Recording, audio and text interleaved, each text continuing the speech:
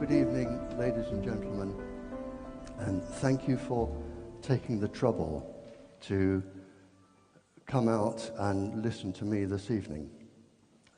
I will tell you just a little bit about myself before I start, and I will start with an apology for the scientists here, because there may be trouble translating my English into your languages. There's more than one country here.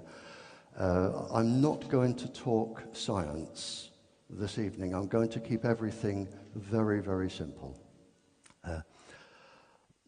I trained in the 1960s with microwave warfare with the military. I am very well acquainted with the effects of microwaves, which is, of course, what all of the transmitters, Wi-Fi, iPods, iPads, what they all use, microwaves.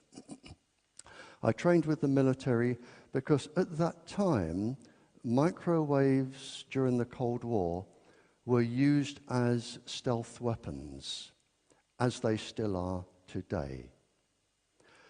And because of their use of stealth weapons, which I understood, that alerted me when this industry started to come out with cell phones, and especially Wi-Fi for children, because I'm fully aware of the damage that it can cause to young girls and ladies. When I left the military, a small part of my employment for the government was to question captured spies during the Cold War, particularly spies which had specialist information on microwave warfare. I didn't solely talk to spies. I talked to terrorist groups, international criminals, and surprisingly, I was thinking about this coming over on the aeroplane.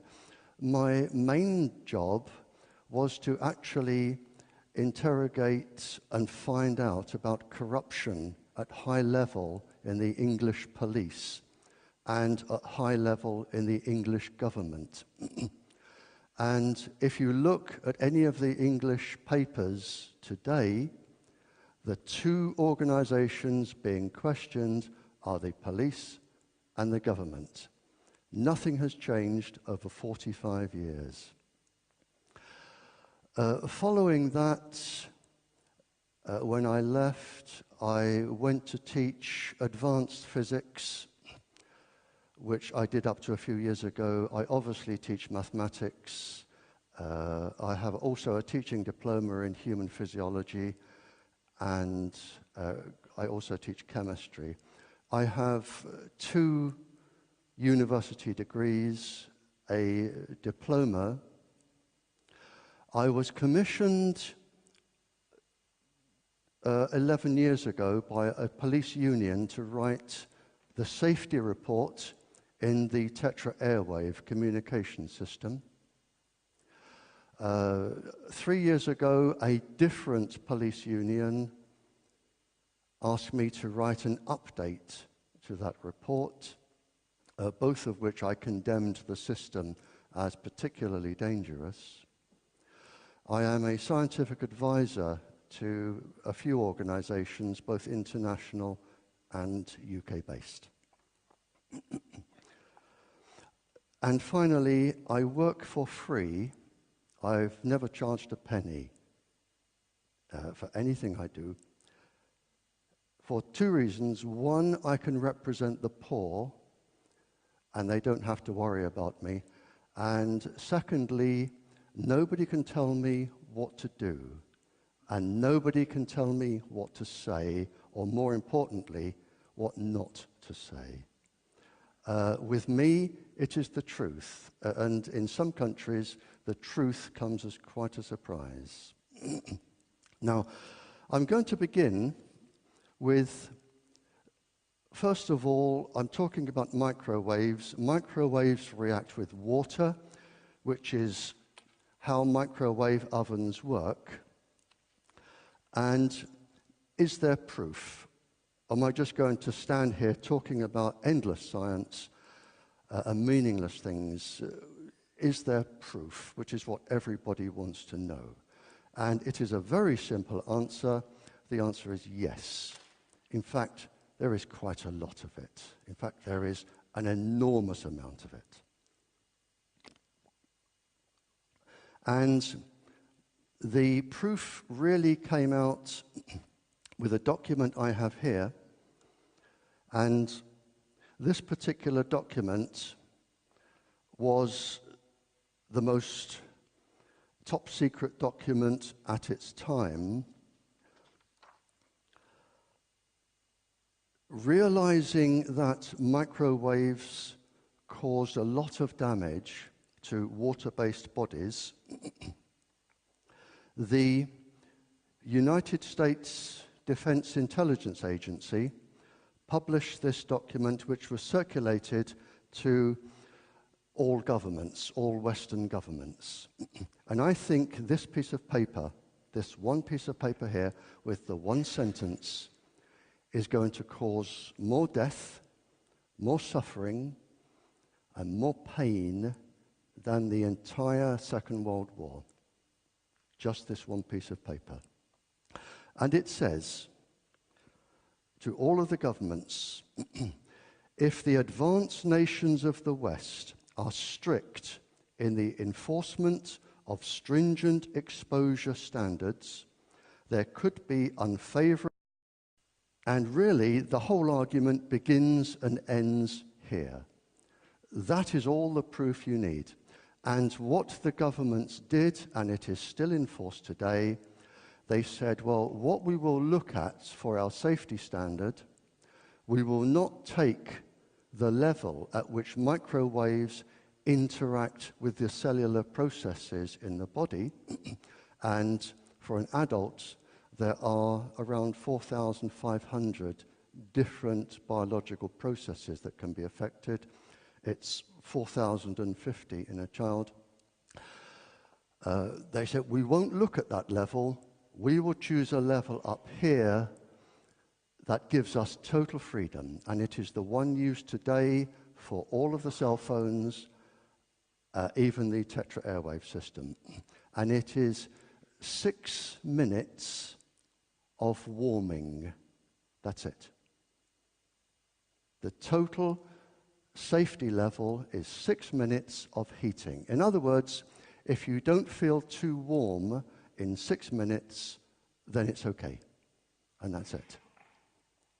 And this is why we have all of this trouble. And it is why country after country are now finding they have leukemia clusters, cancer clusters, all sorts of problems going on that I will discuss over this and the following lecture after the break. But it's this one piece of paper that triggered everything off. The program, after this was put out, it is called, by governments, it is called active denial. In other words, they deny everything. Now, leading up to this,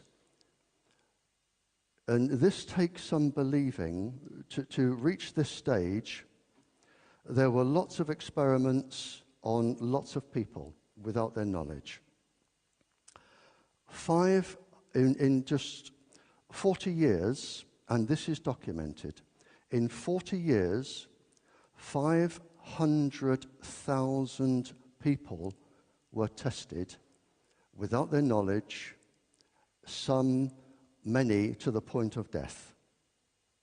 They chose military personnel because military personnel are fit, they're active, and they make good case studies. They chose students, psychiatric patients, the poor, children over the age of 4, pregnant women, Muslims, and Catholics. I won't go into why those groups were chosen at this point, but they were on the list, and of course anybody else that they decided to experiment on. In 1986, at a top-secret conference, a US weapons center,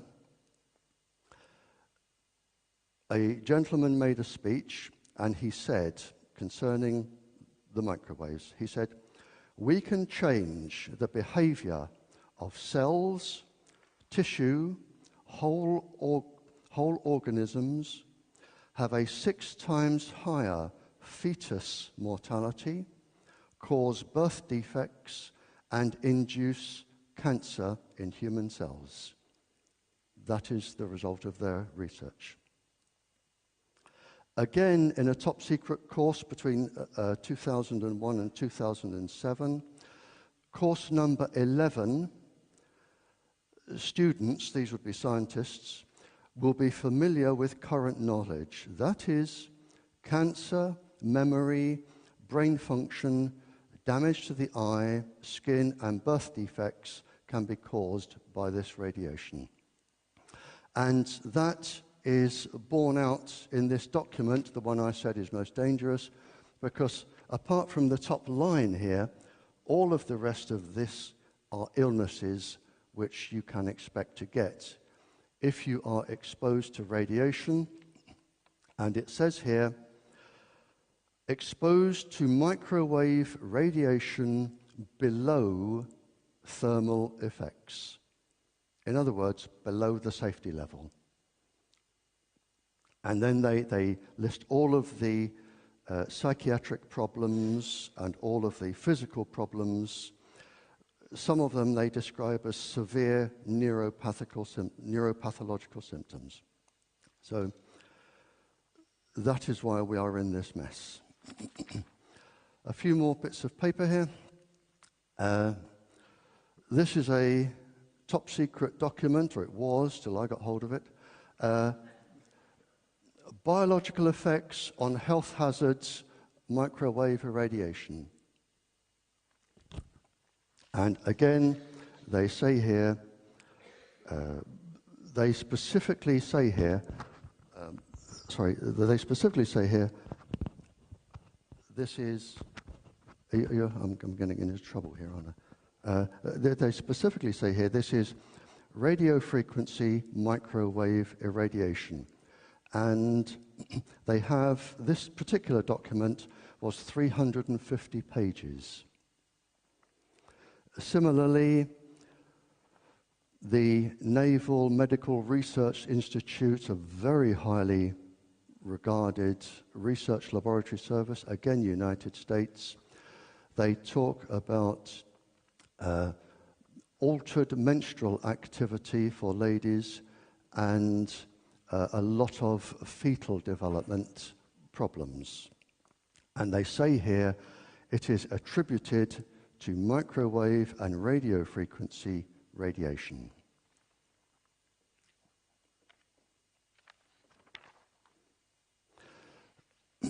There were several top secret studies. I mean, I've made a list here, just flying out of 1, 2, 3, 4, 5, 6, 7, 8, 9, 10, 11, 12, 13. And some of them used hundreds and thousands of people. And this one here is the National Security Advisors. And with one of them, they were taken to court. The government were taken to court, and this was MK Ultra, the top secret. Usually, the microwave ones begin with the letters MK. And it says, although the shocking details of medical ethics abuses by the US and Canadian governments were amply detailed, Washington and Canada, citing national security and government privilege, stalled for so long that cases never came to trial. The surviving victims settled for a pittance out of court. In fact, it took 50 years to get that to court, and 50 years is about the standard time that governments try to stall you for. An experiment I know of that was carried out in England, the survivors only reached court a few years ago, that was 50 years on, and only last week on our news, thalidomide, which again was an experiment for pregnant ladies, only last week the government scientists and the industry apologized, 50 years on.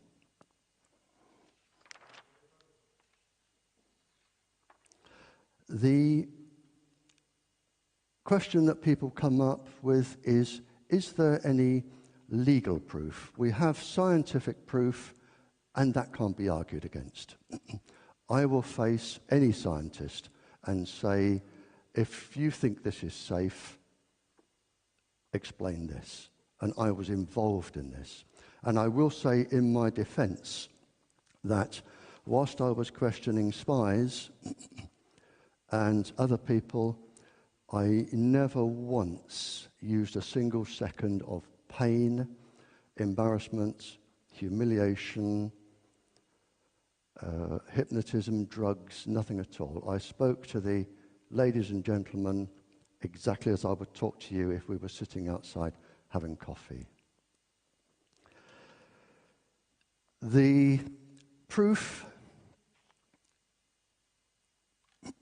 well, to my knowledge, there are 8,300 incriminating documents from the military explaining how microwaves cause illness.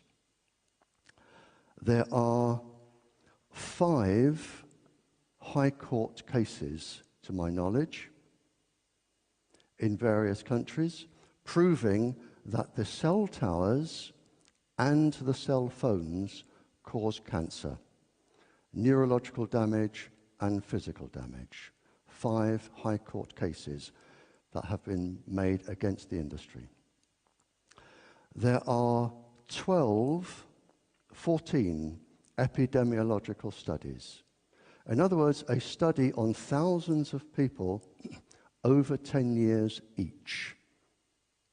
There are 14 of them, to my knowledge. And there are 23 now legal judgments which are not high court, where a magistrate or a mayor or somebody has intervened and ordered a transmitter to be turned off or taken down or moved. So there is plenty of legal proof. And I have some of the court numbers and some of the court details with me. The Council of Europe, Parliament, Parliamentary Assembly, Council of Europe. On page 3, because of all of the knowledge which has been gained and denied by the industry and some governments, section 8.32 is very specific. Ban all mobile phones, DECT phones, Wi-Fi systems from classrooms and schools. It couldn't be more clear. And further on page 6, they discuss the danger to the plants, insects, and animals, which I will be discussing after the break, and they specifically target here the tetra airwave frequency. You will find that insurance companies are now not covering illnesses from transmitters or cell phones or Wi-Fi.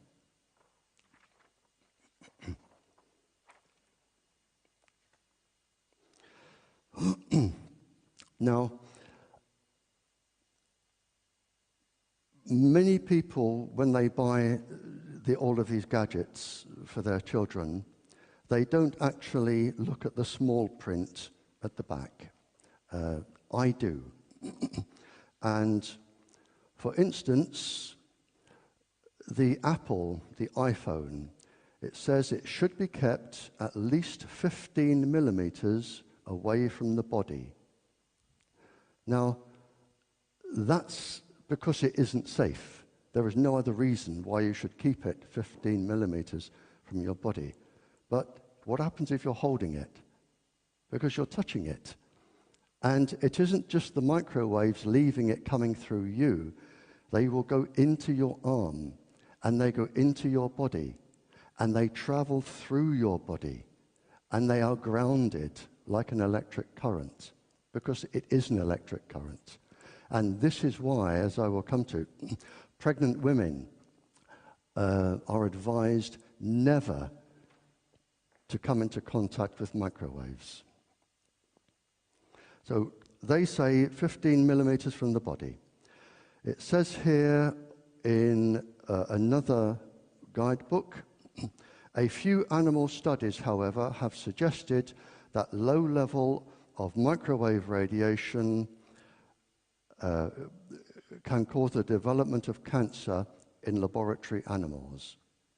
So if you take them to court, you don't have a leg to stand on, because they will say, look at the small print, we've said it can cause cancer, and you chose to use it. Similarly, another one here,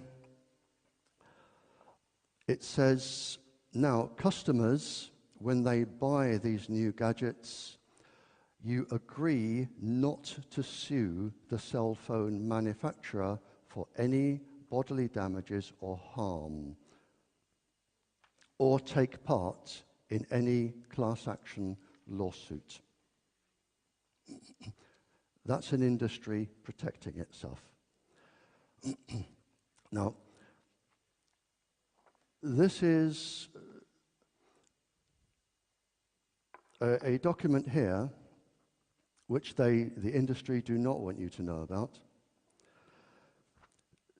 In America, in New York, you have to notify a body. If you are an industry, you must notify this body so that the shareholders can read about any lawsuits facing your industry. Because if you go to court and the industry is found guilty, you lose your shares. So in New York, the industry has to notify if there are any legal claims against it. And there are pages here, double-sided, of mobile manufacturers who are facing class actions. It's tucked away in the back. It took an awful lot of finding, but it's there. And a class action is when lots of people band together, usually with one lawyer, because they're all fighting the same case. And there are pages here of class actions.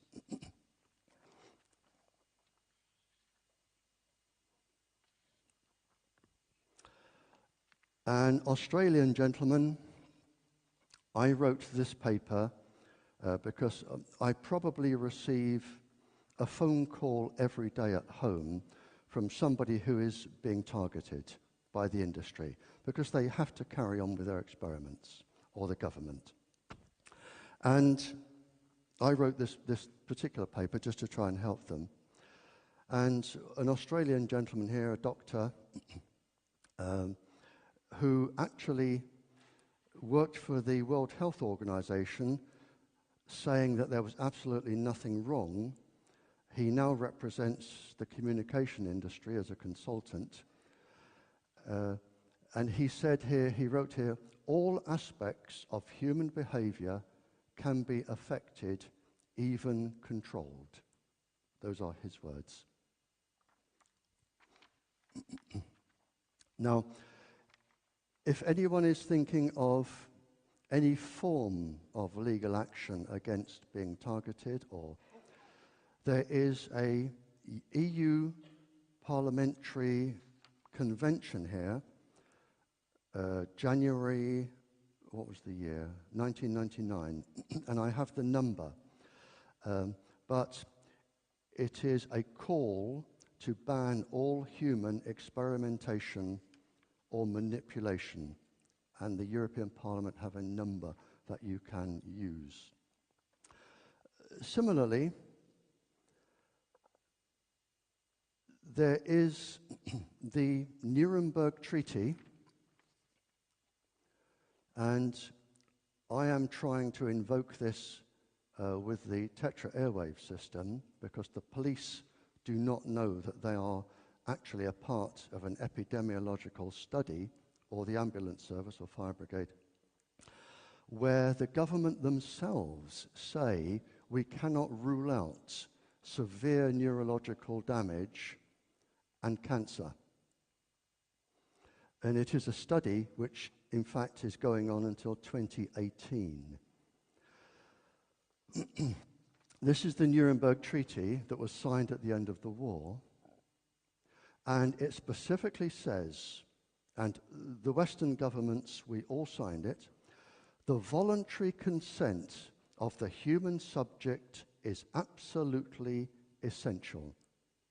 If you are being targeted or you are being experimented upon, they require your consent, and there are no exceptions. Similarly, with the police or the emergency services or the secret services or the military, again, if you are a part of an ongoing experiment, it requires your consent. And it doesn't mean at the meeting where I was several years ago in England, where the government doctor spoke to the police unions, and she said, use it or resign. Those were her words. Use it or resign. And if they chose to keep their jobs, as many people would, because they have families and they have commitments,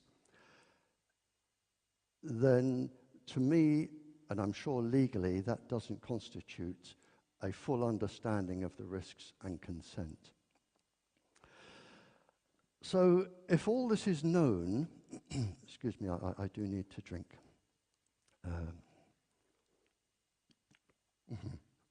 If I spilt that on that, I'd electrocute myself, wouldn't I? If all this is known, why aren't the government doing anything? If they know how dangerous it is, they know the effects, why are they not doing something about it? Well, the first answer, of course, is the most simple one, which is money, lots of it, for specific people. Not for your country, but for specific people. Secondly, every single person with a cell phone can be tracked. And it may amaze you to know what they know about you. Even if your cell phone is off, and this is Scientific American, even if your cell phone is off, totally off, it can still be tracked. Everywhere you go can be tracked. If you have one of those camera things, they can see through it. It can be activated. They can hear everything you're saying, even if it's off. And when I say this to financial people, bankers or lawyers or doctors, and I say, if you're sitting in your surgery and your cell phone is down there and it's turned off, somebody can still be listening to every single personal item of your conversation without your knowledge. And it's not just your government. I'm sorry.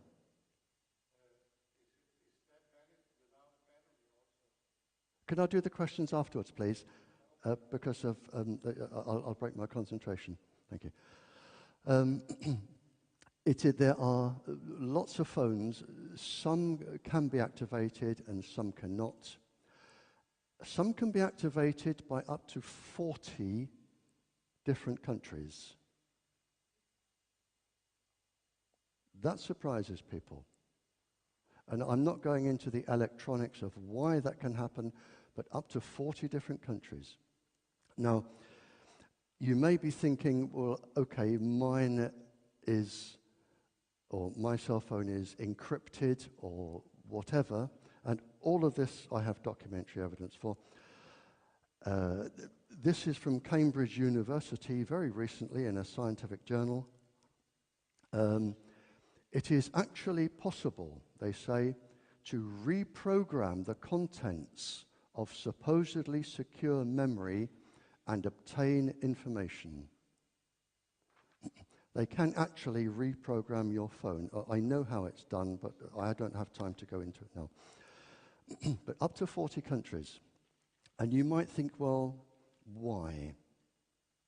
What's the point? You may be thinking, I'm not important. Why would somebody want to find out about me? Well, we're coming back. One reason, not every reason, but one reason could be blackmail.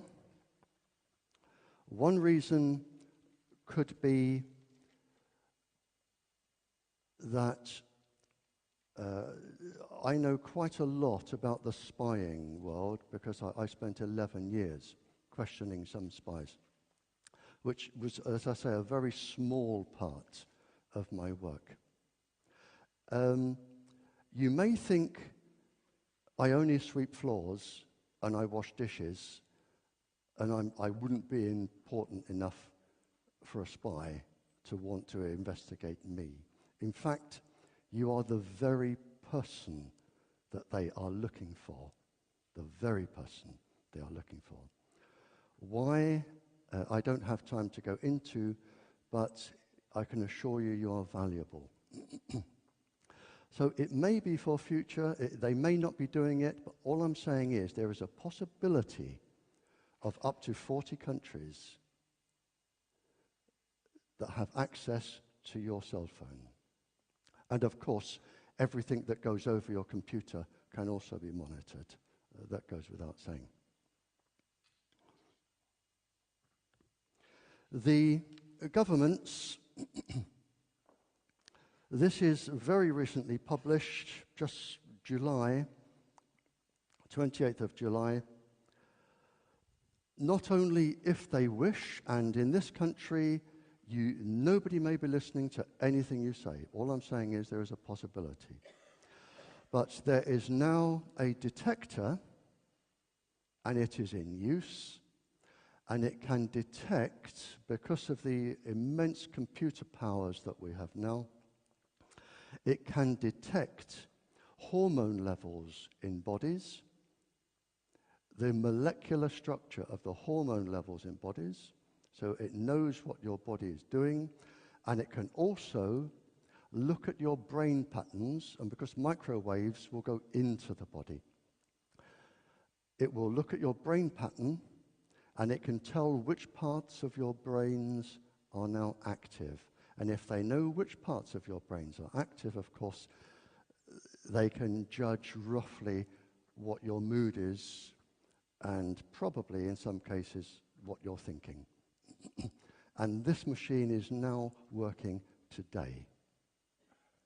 So not only can they know where you are, what you're doing, what you're saying, but they can look inside your body as well, and that's pretty scary. So all of this is available to the secret services and the governments if they want to investigate people. Another reason is that microwaves can be used as stealth weapons, which I'm perfectly familiar with, but they can also be used to change the environment. Many people don't know that in some storm clouds, high activity, the high electrical activity, actually produces gamma rays, radioactive rays. Now, this is pretty scary stuff. If you drop a substance, a soft, shiny metal like barium, or aluminium into the clouds will become radioactive. And the clouds are also charged. And if you beam microwaves at the clouds, it is possible to physically change the weather. And if you can change the weather only slightly, you can either cause another country economic disaster if it's too dry, or economic disaster if it is too wet. And this technology is available, which is another reason why the government will not interfere with the microwave industry. In the UK, which I consider to be, and I'm ashamed to say, probably if you were to list the 5 most corrupt countries in the world, I'm talking purely about England, not Wales, not Scotland, not Ireland, just England. I would think England will be among the 5 most top corrupt countries in the world. And this is what they have just published for the communications industry, the government. They said they can put anything anywhere. No limits. Anything, anywhere. Schools, hospitals, nurseries, anything, anywhere. And finally, finally on this bit, I wrote in 2009, I wrote an updated report. This is a most confidential report on the Tetra airwave communication system for the Public and Commercial Services Union, 2009, which I condemn. They will have about 90 days to live. 7,630.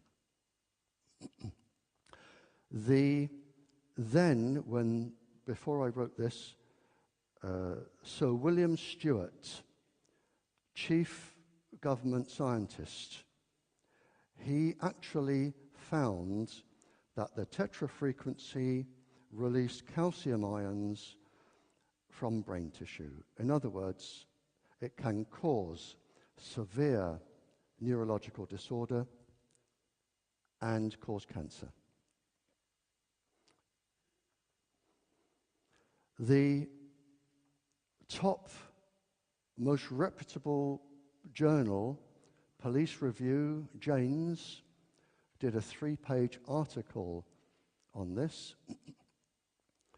So it's not me standing here just making this up, and they won't print a word unless they check it and double check it, and they did a 3-page article.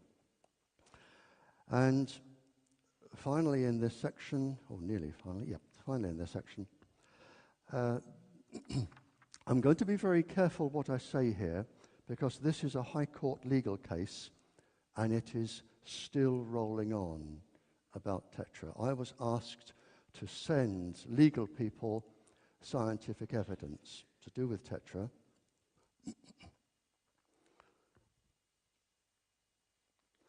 And this is the letter I wrote to a High Court judge where, when officers are on duty, I make 2 statements when I talk like this.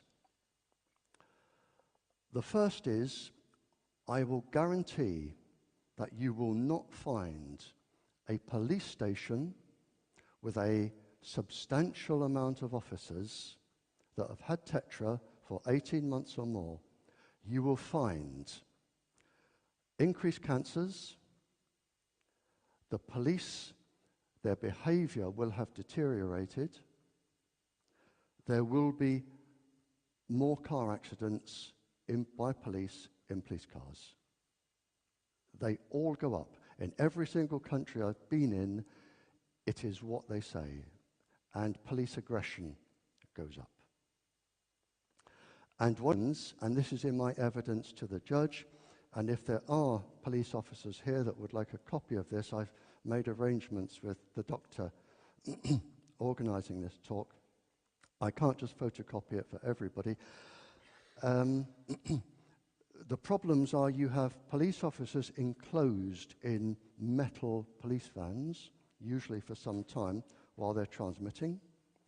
They are close to other officers transmitting. They tend to wear metal-based helmets in riot situations, which of course reflects the microwaves. And they tend to use the system for more than 6 minutes. And all of this is provable. It's not a theory, it is provable. And if any police officer wants proof that the system is dangerous to go to court, I can do it inside an hour. I can tell you what to do inside an hour. It is provable. With one of our government experiments, they wrote at the back, in every group, these are police, some participants were significantly affected.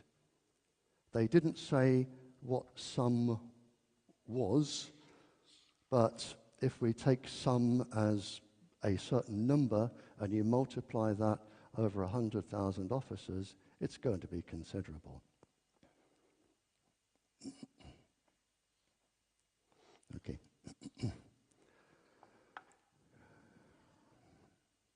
I'm going to cover one more section and then we'll stop for break. We're okay on time here. I had a phone call from a lady a few years ago, and she spoke for about an hour and a quarter. I just answered the phone. She said, "Mr. Trower," yes, and she spoke for an hour and a quarter. You're going to have to forgive me. I have a little bit of trouble talking about this. I'll get through it. This is her phone number.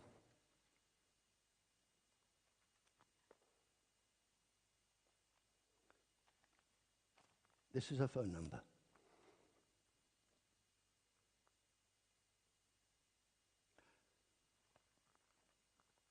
She said, "My daughter has just had her 12th birthday. I am holding her hand. She is dead. She was number 12 to die since the transmitter went up in the playground.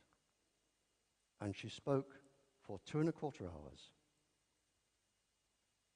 There was nothing I could do or say." Now, you may think that one person phoning up doesn't mean that the industry is to blame. And that is true enough.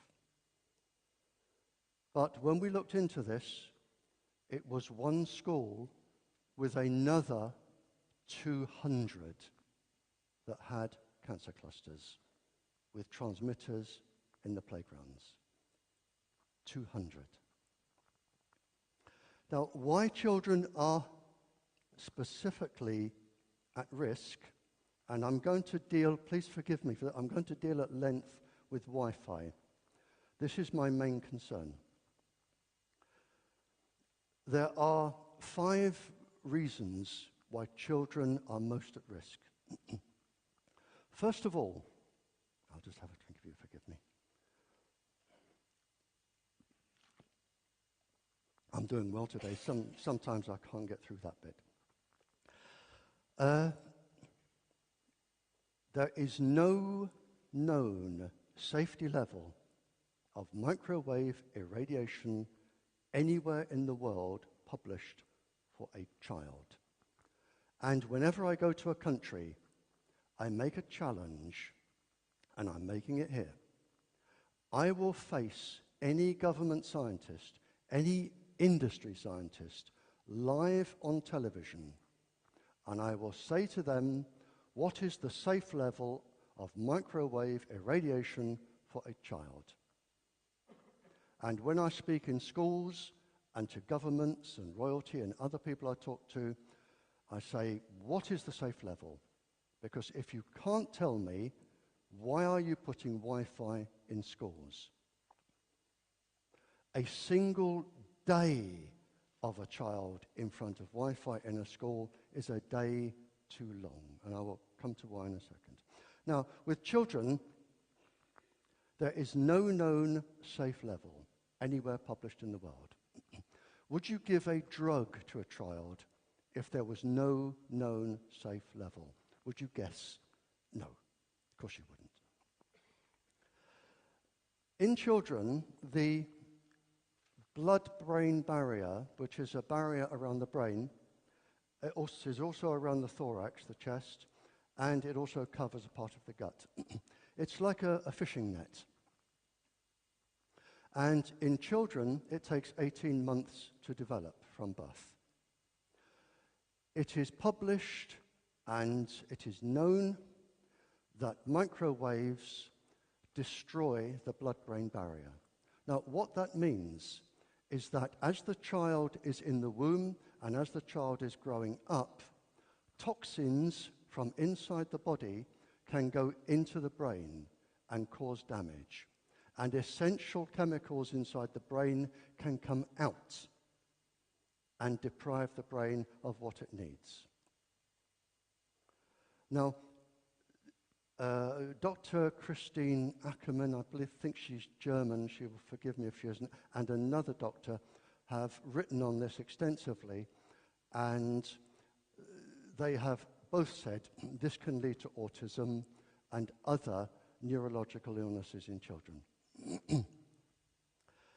The nervous system inside a child, the electrical cables, if you like, they have 122 layers to protect them from neurological damage. And they take 22 years to complete. A child doesn't have the full system until the child is 22 years old. They are laid down by a system known as protein synthesis. And protein synthesis is destroyed by microwave irradiation. You are risking neural degenerative damage with your children with Wi-Fi in a classroom. And I can assure you, as true as I stand here, the levels of radiation in a classroom exceed those that are used in the Cold War to make people sick. And if you add up the radiation a child is exposed to in a class of 20 or 30 transmitters, with one on the wall, with one in the playground, taking all of the calls from all the other classrooms and spreading around the school, when you add that up, it's pretty frightening. The immune system of a child takes 18 years to complete. And at the beginning, that document from the American government, everything it comes up with is suppression of the immune system. So you are destroying a child's immune system, again, before it's up and running. And of course, I have documentary evidence for all this. And finally, the bones. The bones in a child are not fully developed until the child is 28. Now, if a child goes to school at 5 and stays there at university until 24, and they use Wi-Fi, that's a lot of bone damage. And there are papers to show that both the marrow in the bones, which is of course moist, which makes the immune system, and the bone density, they can be affected. But it takes 28 years. And if anybody's wondering what the last bone is to form, it's the clavicle. The clavicle here. And this is the paper here. I carry all of my evidence with me. Here it is, protein synthesis by the University of Dundee, Scottish University, very clever people, protein synthesis. Now, the reason there is no safe level for a child is that, and this appeared in a scientific journal, August 2012, they have just suddenly realized what we have been saying all along.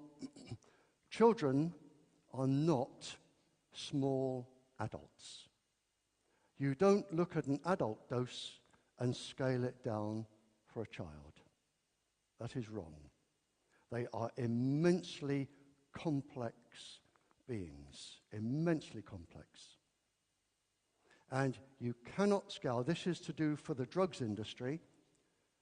This is a warning for the drugs industry that where they're putting adult dose, child dose, the child dose is wrong. It is a guess. But for microwave, there is no child safe level anyway. And children absorb, as it happens, more radiation than adults because they're smaller.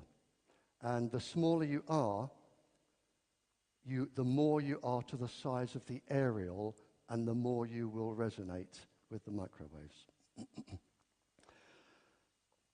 If there is any doubt, there are 17 pages here of university-published papers explaining how fertility and reproductive organs in ladies are damaged by microwaves.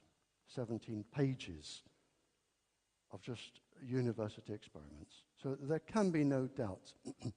And I can never believe for the life of me why people put Wi-Fi in schools. I can never understand it. Well, I can understand it. Usually they give them some sort of gift like a free phone or a free iPad or iPod. Because it's cheaper to do that than it is use fiber optic cable and telephone cables. It's cheaper. So they do that. This is, I've been through this. Again, the small print in the mobile phone book at the back. I've read a few of them, but it particularly warns here, I'm not sure how you measure this, but it says 9.8 inches, keep it 9.8 inches from your body, especially pregnant women and the lower abdomen of teenagers.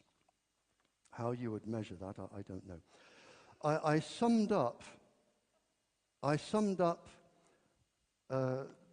quite a few hundred research papers, and I'm going to leave the doctor with a copy of this if anybody wants it. If you do, I suggest you photocopy it in color because it highlights different areas. I summed up all of the problem with children and Wi-Fi in schools. And I broke it into what I call a cartoon. And in fact, it's actually having quite an impact around the world. It is on the internet, but I will leave a copy here. But basically, I'll just have a little sip.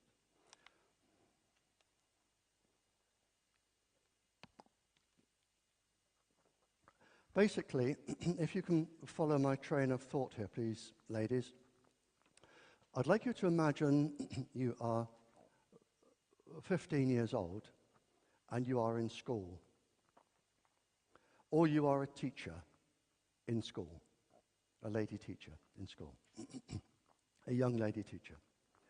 You have around 400,000 eggs or follicles in your ovaries which can develop into eggs, around 400,000. Now, they are being irradiated from your Wi-Fi.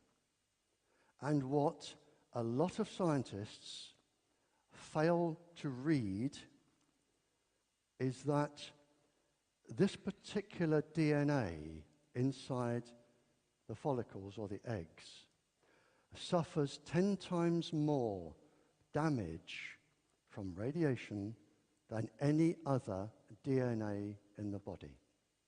So even if the children had a safety level, it would be a factor of 10 out anyway. They suffer 10 times more. And this particular DNA, the mitochondrial DNA, is irreparable. If a child goes into school tomorrow and that particular part of the DNA is damaged, then what I'm going to say now is quite shocking. You are a schoolgirl or a teacher, your DNA is being irradiated with microwaves, and that is published. So you could have damaged DNA. If you have a child, that child can be born or could be born with a genetic abnormality. But because it is irreparable,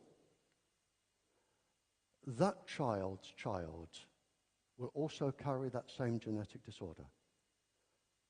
And her child will carry the same disorder, and so on, until there are no more females in that line. The schoolgirl today, or the teacher today, is not harming herself, she is harming her generations. And that is published. But it gets worse. And this is why I fight to try and get this stopped in countries. And in some I am successful. It gets worse. And if you want me to talk to your schools, I'll come back. I work for free, I'll come back. Imagine now you are...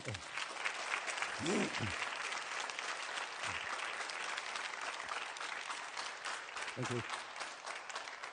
Imagine you are the schoolgirl who is now 18, and I've taught 18-year-olds advanced physics, or you are the teacher, and imagine you are pregnant. And if you only get to ask one question of a scientist, this is the one to ask. You are now 18, or the teacher, and you are pregnant. And you are within the first 100 days of your pregnancy. You may not at the beginning even know that you are pregnant. But in the first 100 days, the ovarian follicles in your baby, the ovarian follicles are forming. It is 100 days, then 120, I think, then another 100 and something. But the first 100 days, they are forming. The 400,000 follicles are forming. They have absolutely no protection against microwaves. None. Not a single bit. The areas in the cells, for the scientists, the protein 53, the nuclear core complex that fights against radiation, they are non-existent. And my question for any scientist is, what is the safe level of microwave irradiation for the first 100 days of an embryo? And if you can tell me, I will be very, very happy, because I can retire and go home and look after my wife and walk my dog. But there isn't one. So, in fact, the schoolgirl today, whose ovaries are already being irradiated, she has a risk. But when she becomes pregnant, there is her risk on the child already, plus the risk of the ovarian follicles having further damage. So the main damage is going to come out in the grandchild. And that is already established, because there are mammalian species that do not take 18, 20 years to have children. And that is already known. So my message today is, please rethink your Wi-Fi. Because we can avoid all of this. We can avoid the whole lot There is a simple solution to this and most other problems. All you want is a piece of wire about that long. That's it. A piece of wire about that long. Either fiber optic cable or telephone cable, doesn't matter. They both work. Piece of wire that long, and you save the risk to the generations. Now, if you're going to ask me how many children, I can't give you a maximum because there are lots of other factors. I can give you a minimum, but it is quite frightening.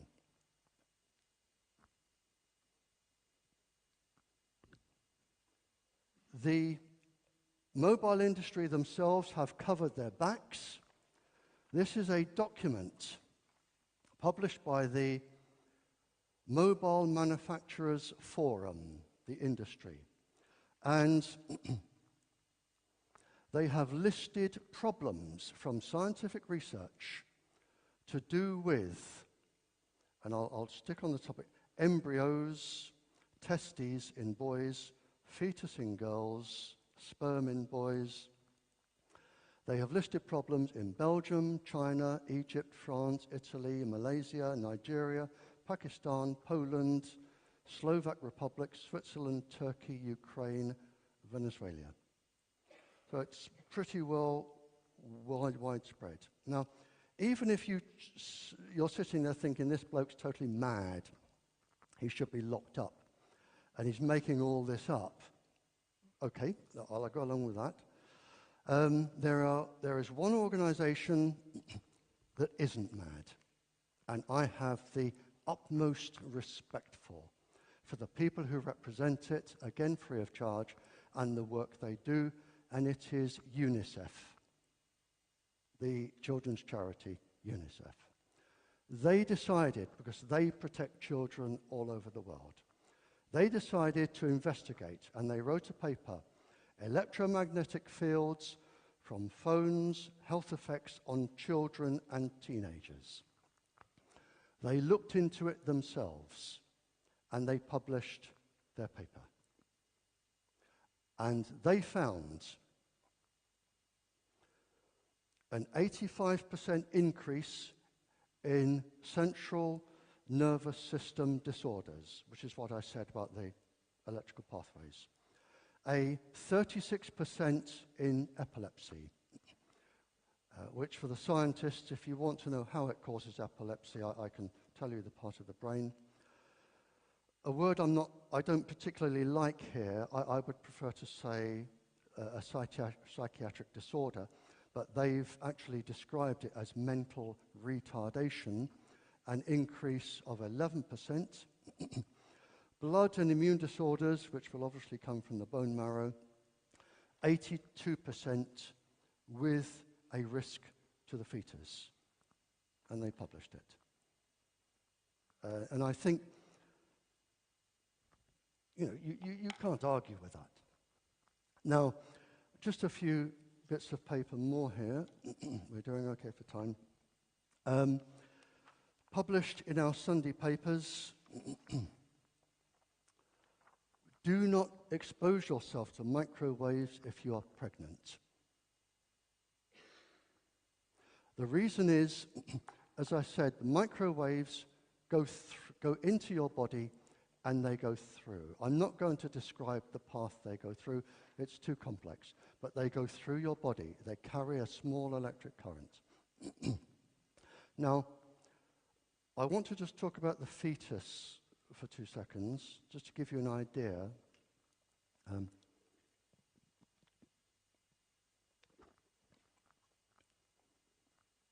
If you think of the brain of a fetus inside the uterus of a pregnant lady, I'm just going to talk about the electrical connections there for 2 seconds to give you an idea of where I'm coming from. Imagine that you go home tonight and you pick up your telephone book and you dial every single person in that book by pushing a button all at once. Now imagine you have a telephone book for every single person in the world, in every country.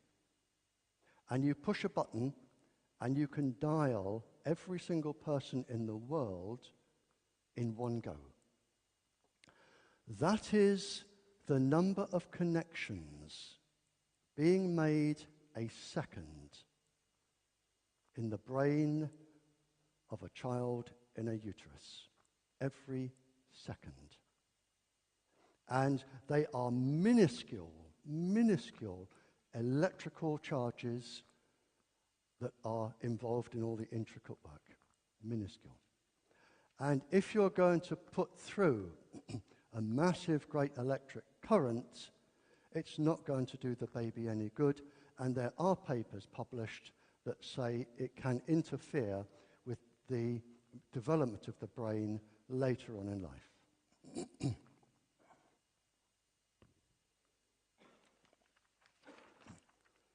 Okay, I've covered that, and I've covered that, and I've covered that. I said that earlier, around 200 schools internationally, a study was covered, a study was done in 2003 and 2005, and they found around 200 schools with leukemia or cancer clusters where they had transmitters in the playground. They found miscarriages, mostly from lady teachers. In fact, the miscarry rates, I know this from the Cold War because pregnant women were deliberately exposed to microwaves, and they found a 57.7% of the women had miscarriages. And that was written up by the World Health Organization. Miscarriages, brain cancers, other cancers, breast cancers, this particular one here, and just one of the citations here, it said, telecom giant Orange has suspended operation at a school phone mast site in Paris after 8 cases of cancer were confirmed among children in the district. That's just one of the, in this particular one, 138. And there are around 60 here. And it's not just confined to European countries. And here, in the UK, they found a cancer cluster.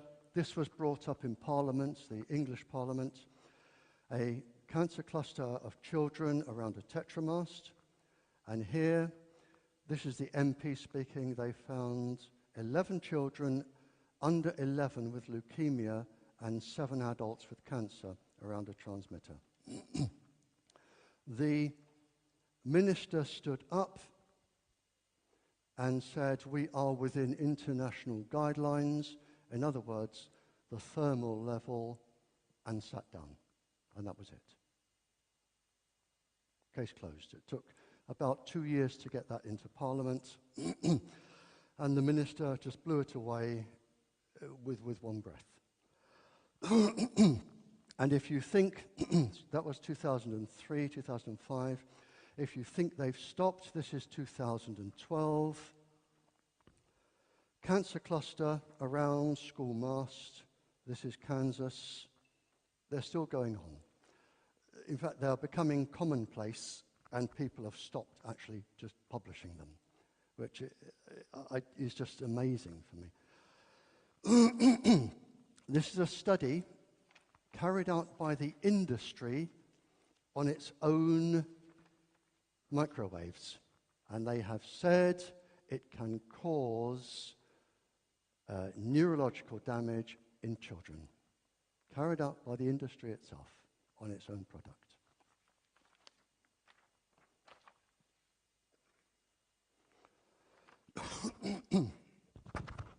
Okay. Now, one of the saddest areas of this, I gave a talk in Wales Several years ago, I was asked to go and talk to the council. Am I still sounding all right there? I was asked. Well, my earrings are falling off. There we are. I was asked to go and give a talk to the council on putting up transmitters in Wales. And I drove into Wales and I looked at all the mountains. And I said to the council, and I hate being right, I said to the council, whatever you do not put up transmitters in this area. There are too many hills. The microwaves will reflect and it will have a devastating effect on the children. And one of the most common effects on children is depression and suicidal tendencies. And lo and behold, I was ignored. The industry spokesperson said I'm talking a lot of rubbish.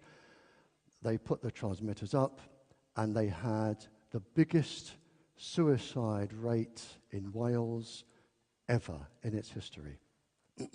And this isn't a one-off.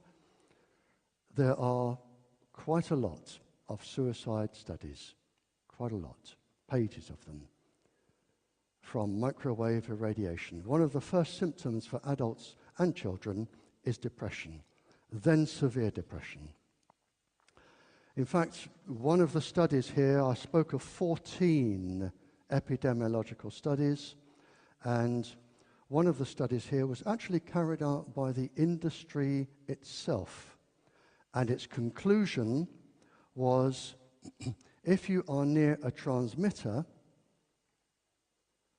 it can cause the cancer initiators and cancer promoters in the body to become active. And by sheer coincidence, an article appeared in Scientific America on cancer, and it said if the cancer initiators and cancer promoters are activated, they actually did a whole long line written by oncologists on how that can develop into cancer. So there is no case to be defended. Microwaves cause cancer. Not in everybody, in some people. And the question is usually, how many people? And the answer is, well, I don't know. There is, when you do any study, because the industry are very quick to come back, and they will say, we have hundreds, if not thousands, of studies that show microwaves to be safe. And my reply is, you're supposed to. You're supposed to find some studies where things are safe. It's called, mathematically, a distribution curve. And I will explain it just so people can understand. If I could have a thought experiment and I could go to Charles de Gaulle Airport in Paris now, which is an enormously busy place, and I could pick every single person up from child to my age in the airport and subject them to an experiment for 10 years. And my experiment would be they had to drink 2 pints of beer a day and smoke 10 cigarettes. You would have a distribution curve. Some people would be ill straight away. Some people would take a little time to be ill. Some people would say, this is great, Barrie, can you double the dose? I'm really enjoying this. And other people would develop symptoms 5 years, 10 years, 15 years down the line. It is a typical Bell distribution curve that you will have. If you study trees, fish, study anything, you will always get the same bell-shaped curve. This is why the industry are keen to say, we did this and there was no ill effect. And if we did it on people smoking, some would have no effect and some would die and some, you always have that distribution curve. We'll be stopping in just 15 minutes. And whilst I was in Africa talking, a teacher spoke after me. And this is on the internet, I think that I'll talk there. And he said, childhood suicide and child bad behavior is almost unknown in African children. Almost unknown. He said, we had a transmitter put in our school. Within a few years, every single child in the class, and he had a class of 30, every single child was on Ritalin. Every single one.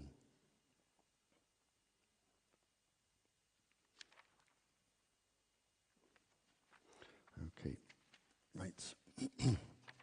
We're going through these. We've got around 10, 15 minutes. I'm just turning over here things I've already said that other countries have confirmed. And I needn't go on about these. Right.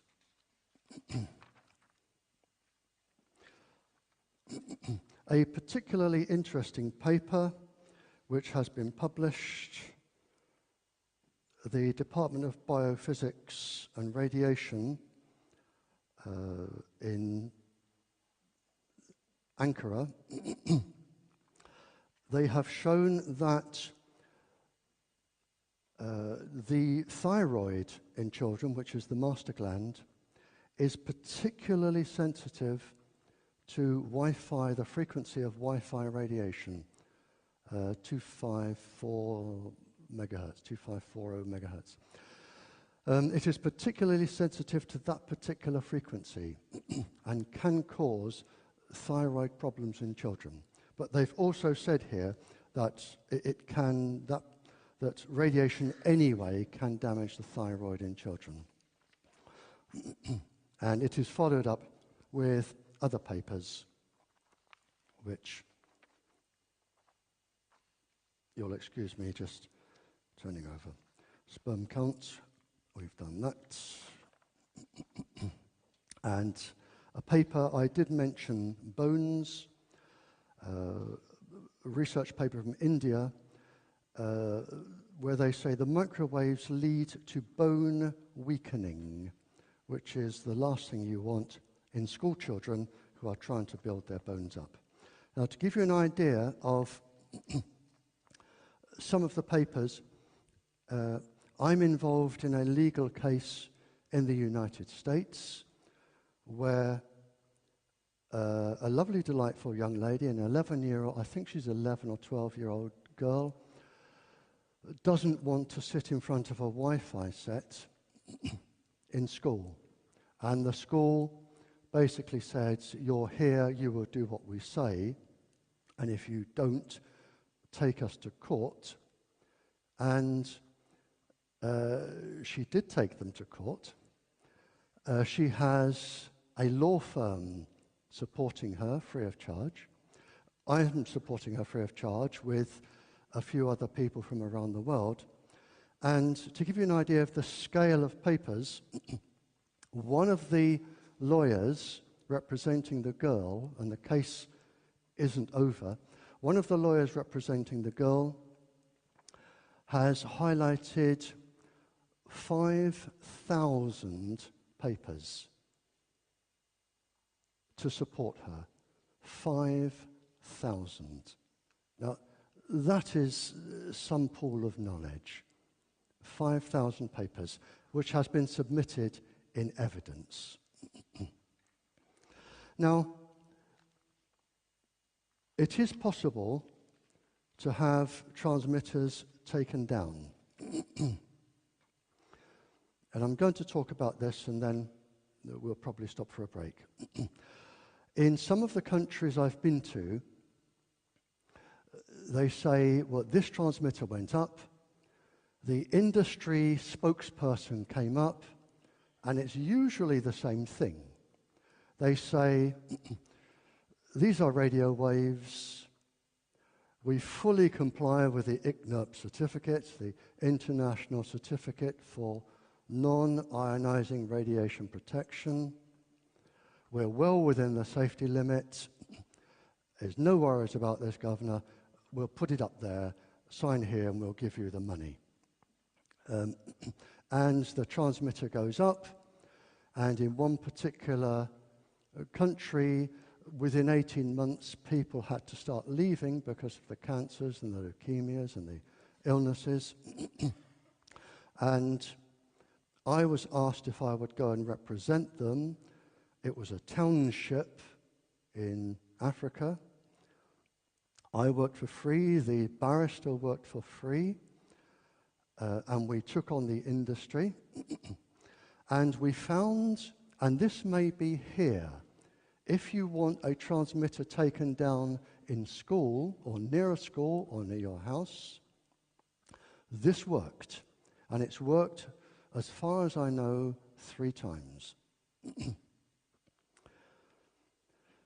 The industry say we comply with the ICNIRP guidelines, the International Certificate Guidelines. That is not true. It is not true if they haven't followed them. And I have been as far as Australia speaking and all the way back again, and I have yet to find one person, not one person in the world that has read them, especially decision makers. And my first question to the decision makers is, have you read them?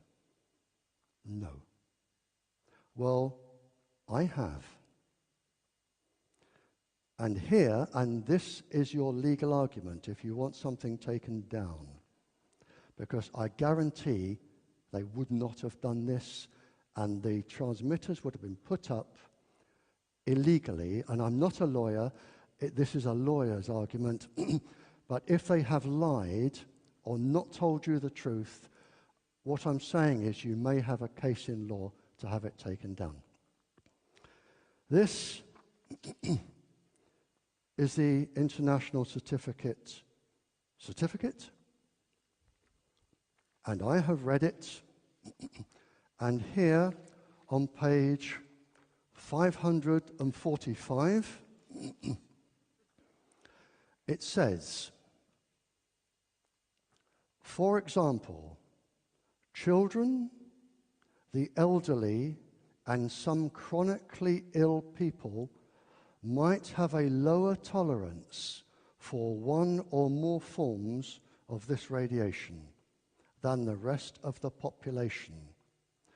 Separate guideline levels may be necessary. So what they should have done, if they followed these, is knock on every door, found out who lives there, how sick you are, how old you are, how young you are. They should have documented everybody within the radius of the transmitter, and that should be able to be produced in court. If they haven't done it, they have not complied with the international certificate. Not complied. It gets better. I don't half cause trouble, I can tell you now.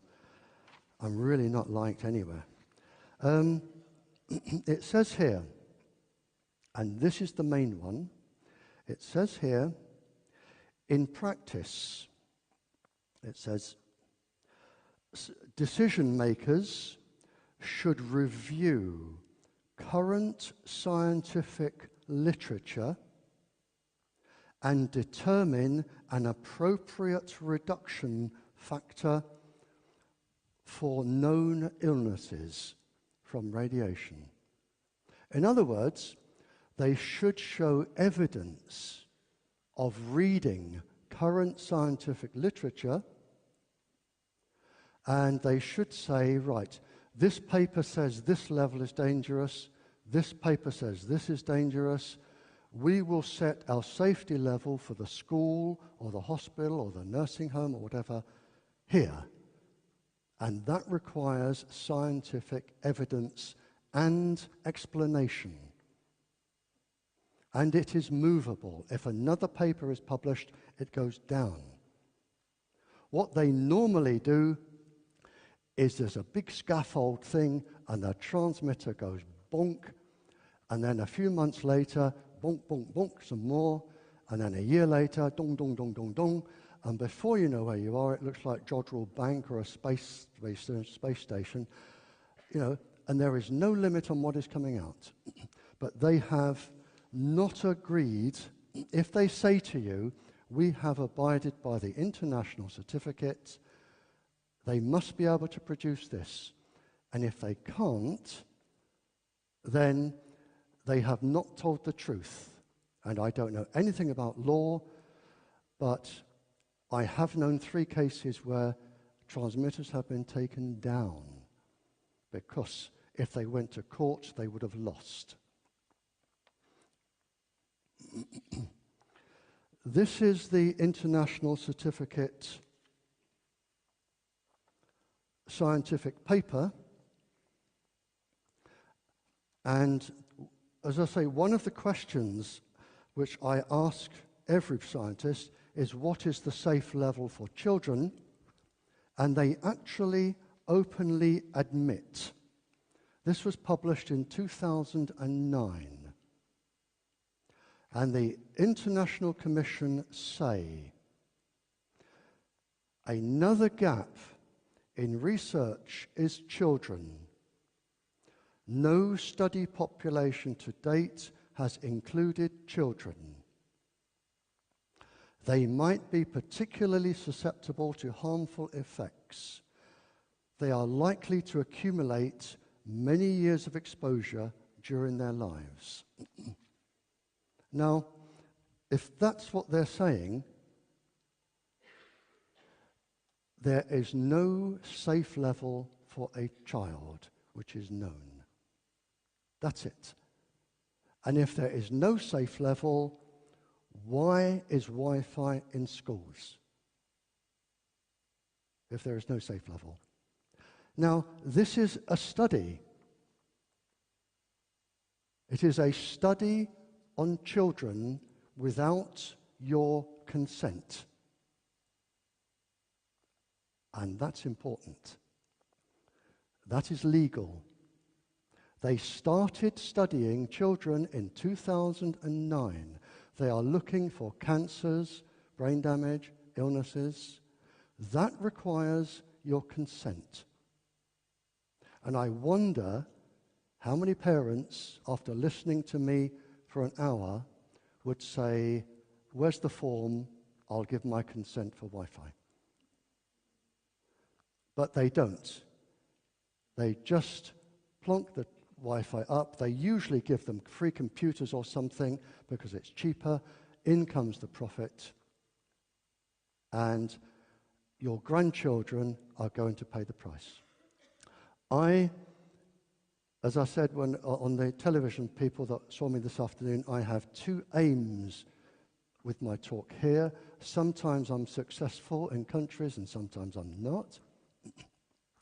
One of my aims is to protect the future generation of your children.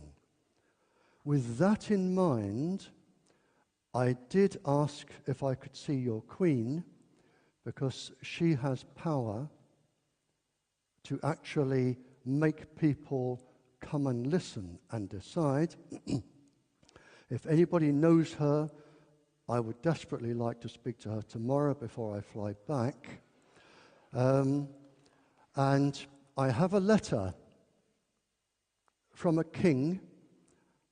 I have a letter from a king that I sat, I'm not boasting here, I sat and had lunch with. And I can give your Queen this king's personal telephone number. I can't give it to anybody else. I can give her his phone number. She can telephone him. He is further down the line than you are, and he can explain exactly what is going to happen to your country. That is one of the things I want to do. So I'm going to stop there. It is time for a break, and you're probably bored to death with me anyway. I'm going to stop there. Thank you so much for being so kind, and we will continue after your break. Thank you.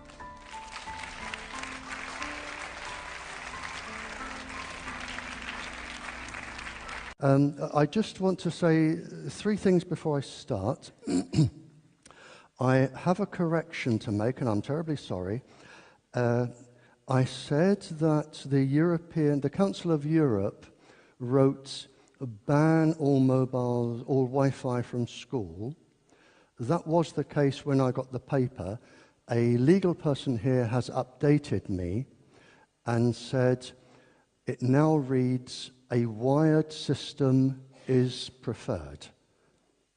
My question would be why? Why a wired system would be preferred. But legally, that is important, and I thank the gentleman for pointing that out. Another gentleman said you can take the batteries, and he's very expert on electronics. You can take the batteries out of your phone, and they can't track you. That is true,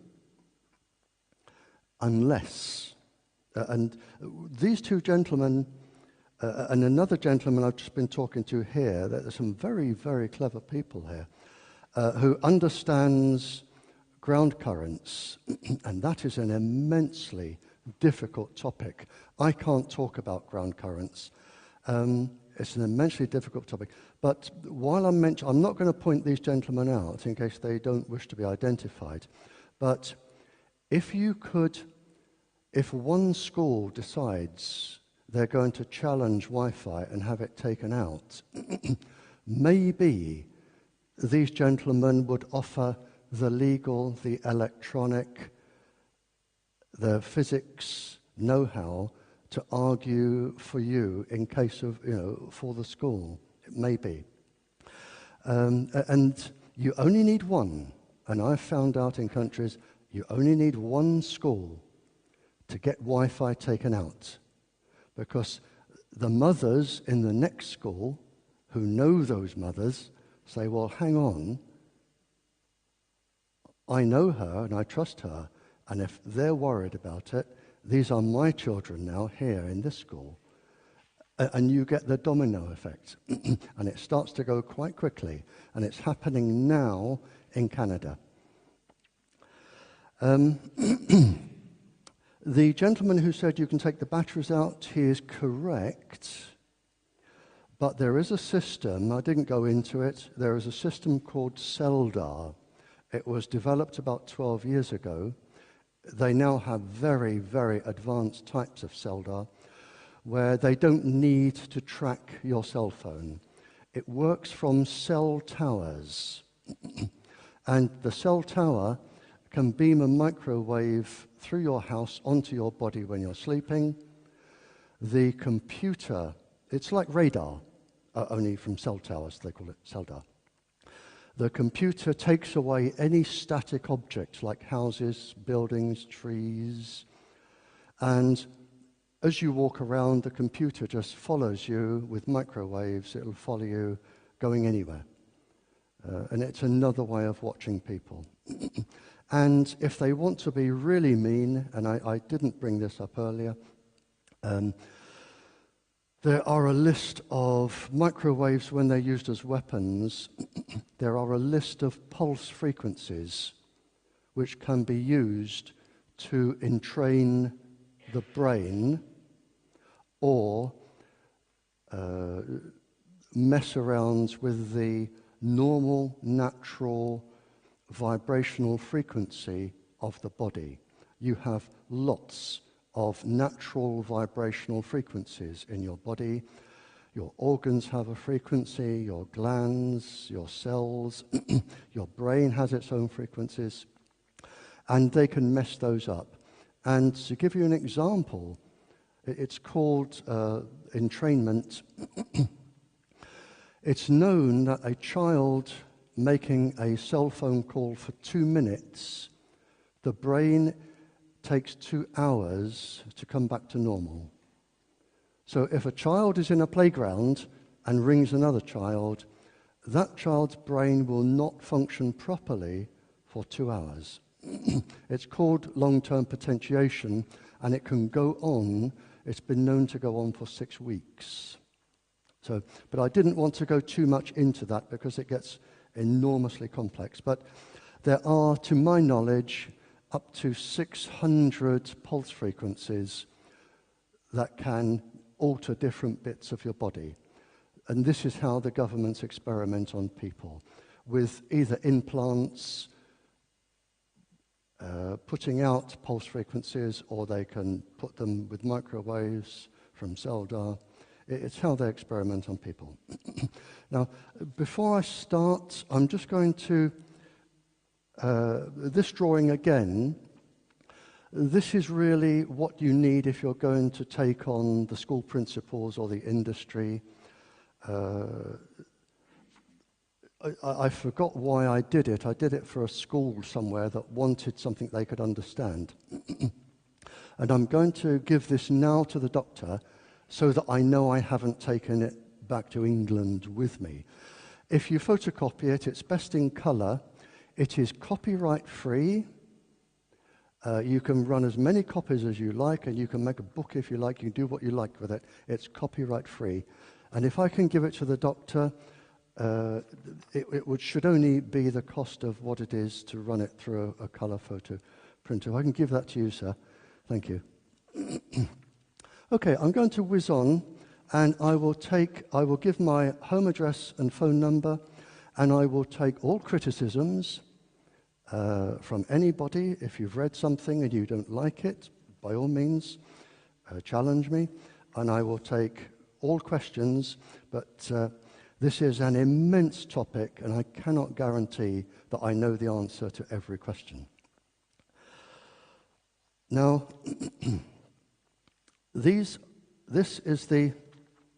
I'm going to talk about general cancers for adults, for us now, just for a little while. This is the breast of a lady. It is immensely cancerous, and she used to drive a lot. And whilst driving, she used to like to use her cell phone, and she used to tuck it into her bra. And this was the result. Now, one case obviously doesn't make this to be true. But there isn't just one case. There are 45 research papers here on breast tissue turning cancerous from low-level microwaves. 45. And if you think about it, ladies tend to carry cell phones in their bags, and they tend to have the bags over the shoulder. And the shoulder is leaning, or the bag is leaning against the breast. It is the nearest point of contact for the microwaves. One other thing which a professor told me when I was speaking in Canada, Professor Magda Havers, incredibly clever lady, she said that there is an experiment now, and it may be on this list, I can't remember. In some bras, they have metal things. It shows how long I've been married, I can't remember. They have metal things under the cups. Now, she did say, and I know this as a physicist, that if you have a metal curvature under the cup, metal attracts microwaves, metal absorbs microwaves. And it's one of the reasons why you don't put a spoon in a microwave oven is because the metal absorbs the microwaves and then it re-emits it, usually in a spark and other waves. Now, if you have a cup under your breast, this is a parabolic shape. In other words, if microwaves go into this, it will it's like with a torch, the shiny bit behind the torch. You will get the microwaves being, or different waves, once they've been absorbed, and the electrons go down, you will have different waves coming out, but they will have a focal point, like a torch. And that focal point may only be a few hundred mammary cells big. And this may be the cause of the trouble. It's known that mammary cells do not like radiation. Why? I don't know, and I've never been able to talk to somebody who does, but there must be something about the mammary cells that do not like being irradiated. So, breast cancer, it seems to come up on all of the research papers when you start looking, and one of the first things to come out, you get breast cancers, miscarriages, that sort of thing. Now, I'm trying to adjust my watch for the time here. When the cell towers first went up, a very clever lady, and I've met her, a very clever lady who is a scientist in her own right, decided to do a simple survey around how many transmitters did she choose? Let's just have a look at this. 19. She did a simple survey in Devon, where I live in England, a simple survey around 19 transmitters of new cancers. She found 92 cases around 19 transmitters. The average age was 39, and they were of the breast, thyroid, bowel, and leukemia. The industry and the government said she was stupid and she was wrong, and it was nothing to worry about. But earlier I told you that there were 14 epidemiological studies, in other words, 10-year studies with thousands of people, and one of them, the industry found its own microwaves triggered the cancer promoters and cancer initiators. But there was an even better study, and it was carried out in Estonia. And what they did, and it was published in the Australasian Journal of Environmental Medicine. Before they put the towers in, the cell towers in, they studied the cancers of the whole population. Then they put the towers in and they waited. And they found that there was an increase in cancers, a steep increase in cancers, and they made the observation that women, and I'm not being sexist here, they found that women suffered more than men with cancers from the transmitters. In fact, I can tell you the order of illness when there are studies.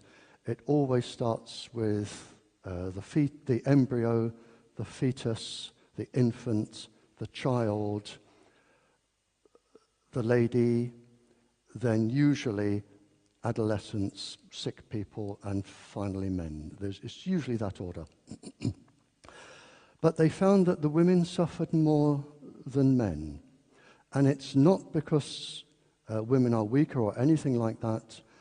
It is because they have immensely complex hormone systems, which are very easily disrupted by microwaves. That paper was followed up by another one here, by the Albert Einstein Avenue. This is the, I can't read French, I do apologize, Louis Pasteur in France.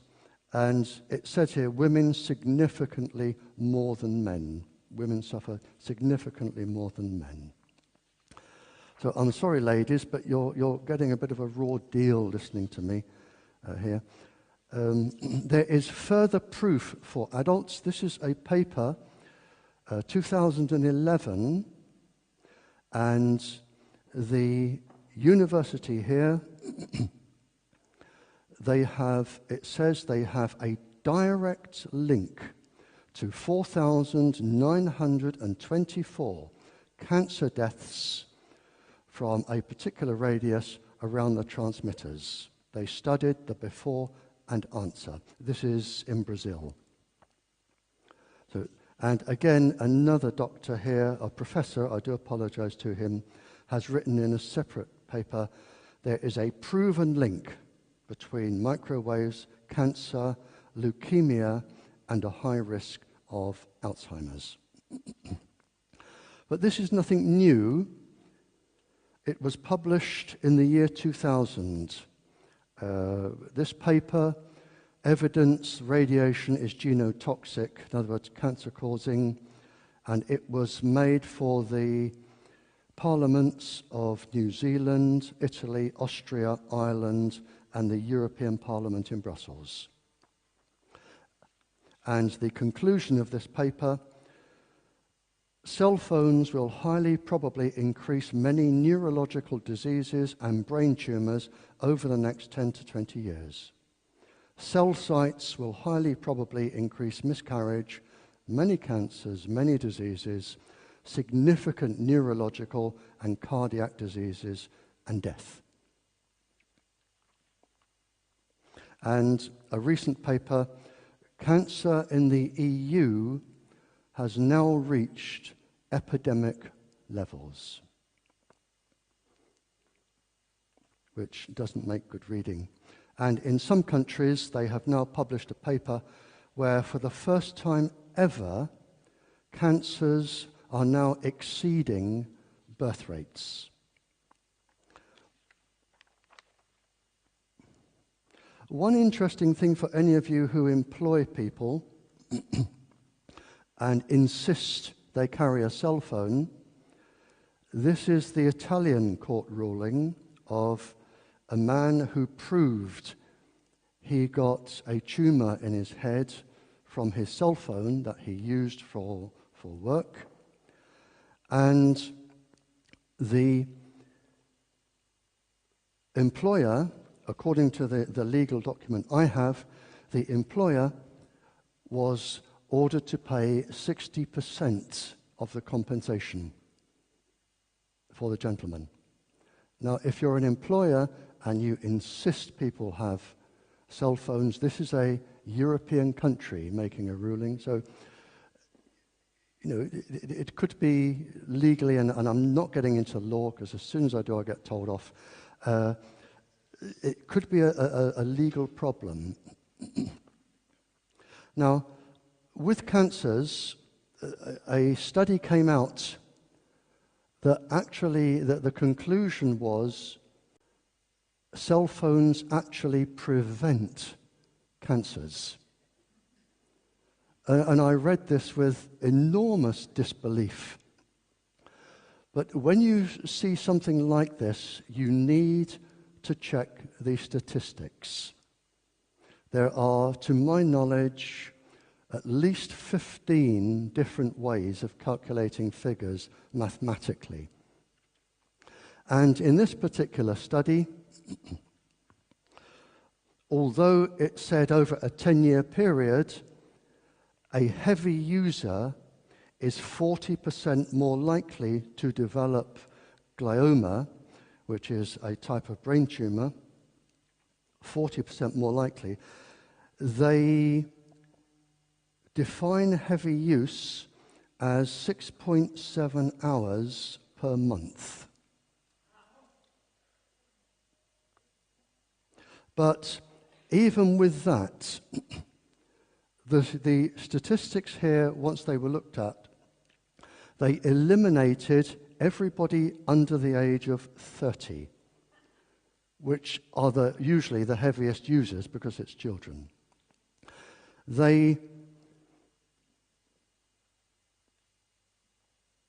As I say, the average use, they define average as 2.5 hours a month, and they eliminated people who use more than one cell phone. In other words, people who use a cell phone for work and a cell phone for home. So when you start messing around with the statistics, you need to check these things when you get a paper that says cell phones actually prevent cancer. You know, you've really got to look carefully at these. For adults here, this is the University of Vienna. We therefore conclude that induced DNA damage cannot be based on thermal effects. In other words, the thermal effect that they say is safe. Below that, what they're saying is you can have DNA damage below thermal effects.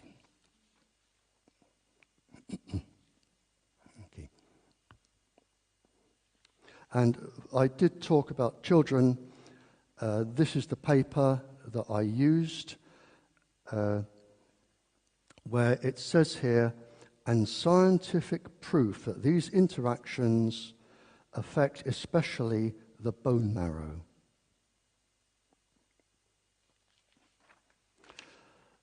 I had a telephone call from, I won't mention the country because I believe the union is taking legal action against the Tetra airwave system. I had a telephone call only about 2 weeks ago from a police officer, and he said, some of our officers are developing cancer of the eye. Do you know anything about it? And I said, well, I do know there is a paper published about cancer of the eye. And he said, we have our transmitters on our chest here, and the aerial comes up where it transmits. And of course, when the officers talk, they sort of lean down, and the transmitter is right by the eye. And they're finding that officers are getting cancer of the eye, the same eye. And in fact, there is a paper on this. Scientists, this is from the Times, scientists link eye cancer to mobile phones. It has been established. Okay. If there are any oncologists here, excuse me, I did give a presentation in 2003 to consultant oncologists of the link between where the industry left off and where cancer begins. And you're welcome to my paper. I just wanted to talk briefly about adults, and particularly breast cancer. It may be a good idea. You can get protective bags that you can put cell phones in so they do not transmit unless you take them out. Or another thing you can do is use a child's metal pencil case that they sometimes take to school and put the cell phone in there. But I would certainly keep them away from your breast area.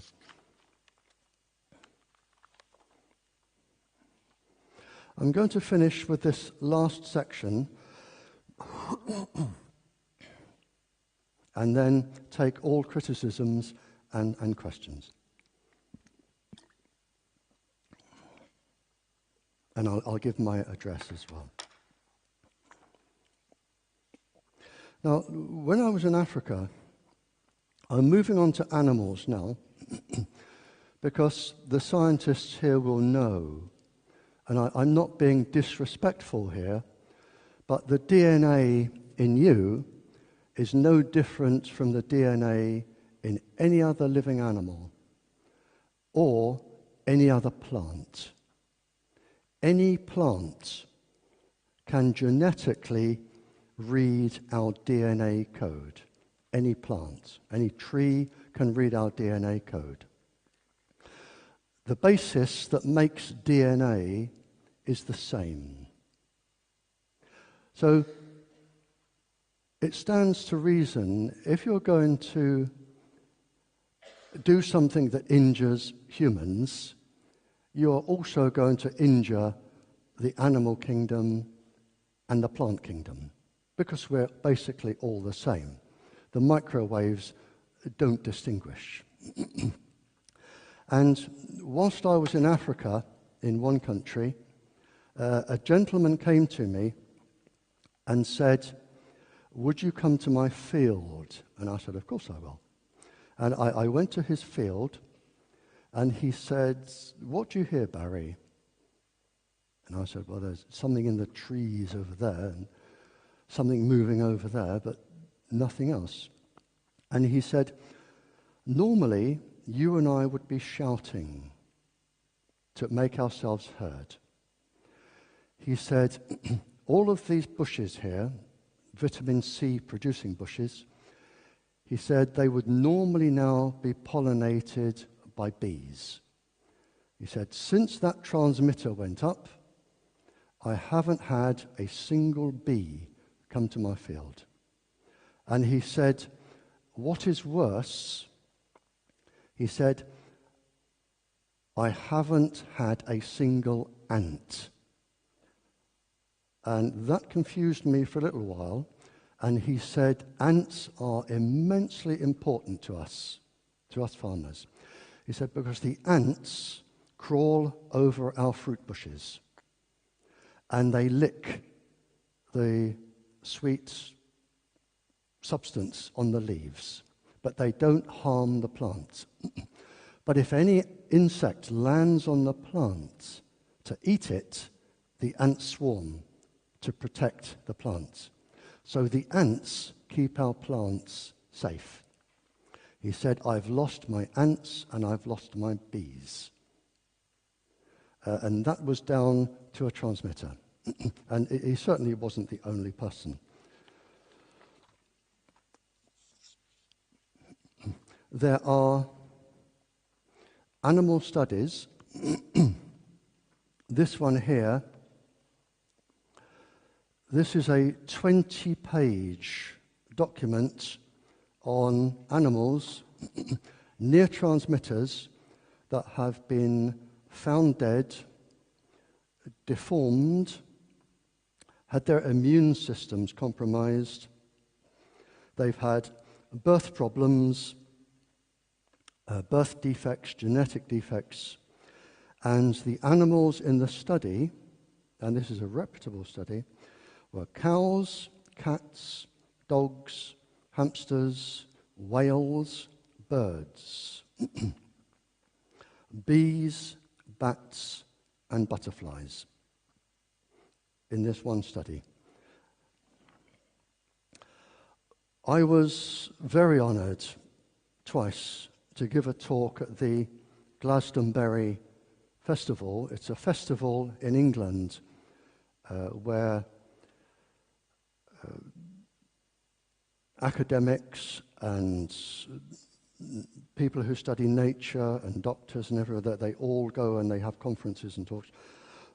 And one of the talks I was asked to give, 2008, was to the Beekeepers Association. And in the back of this paper, which I believe is on the internet, in the back of this paper, there are 14 references, some by university professors who are beekeepers. And you can't get more knowledgeable than a university professor who is a beekeeper. And they all, references come to the same conclusion that the poor bumblebee or honeybee, they do not stand a chance against the microwave industry, not a chance. Because the resonant frequency of the transmitters is the resonant frequency of the bee. And there are other things also with the bee which are irritated, again, by the pulse frequencies and the microwaves. The bee doesn't stand a chance.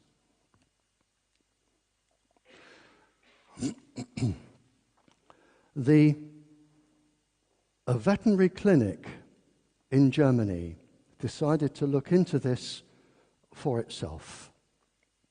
And they published a paper here. experiences from a veterinary clinic, cause of illness, electromagnetic high frequency is the microwave from domestic telephone systems and networks for your house pets. And they conclude that the animals they are treating, some of them are being made ill by the communications industry. I think, I'll just have a little bit of water here. I think this is one of the saddest pictures I've ever seen. I'm a really big softie, I can tell you now. I think this is one of the saddest pictures I've ever seen. I don't know why. It just is. It's a swan and a transmitter. What country is this in? I can't see. It's a swan, and a transmitter was turned on where the swans have a flight path. And the swan was trapped in the magnetic field. And all the swan could do was go round and round and round and round until it died. And swans mate for life. And this one, the people here, they begged the industry to turn the transmitter off before the swan died. And they said no. They said no because if they did and the swan flew off, it would prove that they were guilty. But arguably, the most academic scientific paper in the world, Nature, I think the same firm also published Scientific America, excuse me, they have an article in here, resonant effects, the mechanism for avian magnetic compass. For the scientists here, we're looking at the cryptochrome double electron absorption mechanism, but Nature have published an article here explaining why birds will be misled by magnetic waves. The magnetic waves go in the brain, and to put it simply, it's roughly 640 times stronger than the Earth's magnetic field that they use. So if you are using one force, the Earth's magnetic field, and another one is 640 times stronger, it's going to force you off course. And this is what's happening.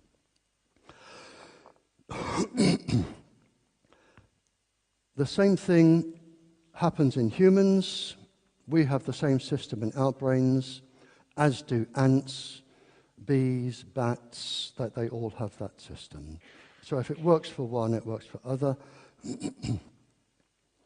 Again here, there are a list of 20 experiments, all peer-reviewed independently and published. By peer-reviewed, I mean scientists have written a paper, they have subjected it to peer review by somebody they don't know, they have read it, checked it, said this is okay, we will publish. There are 20 of them here on birds. Everything from storks to sparrows. So there is no doubt that birds are being affected. And here's another one on birth defects for storks. If a stork's nest is near a transmitter, then the stork will have birth defects. Okay. Now, those of you who are botanists and you're thinking, well, at least we've got away with this, well, I'm sorry. Again, there are 28 peer-reviewed and published studies on trees, plants, bushes being affected by electromagnetic waves. Usually it involves the plant's immune system being suppressed, and the plant then is subjected to plant virus, plant microorganisms. Now, as far as big animals,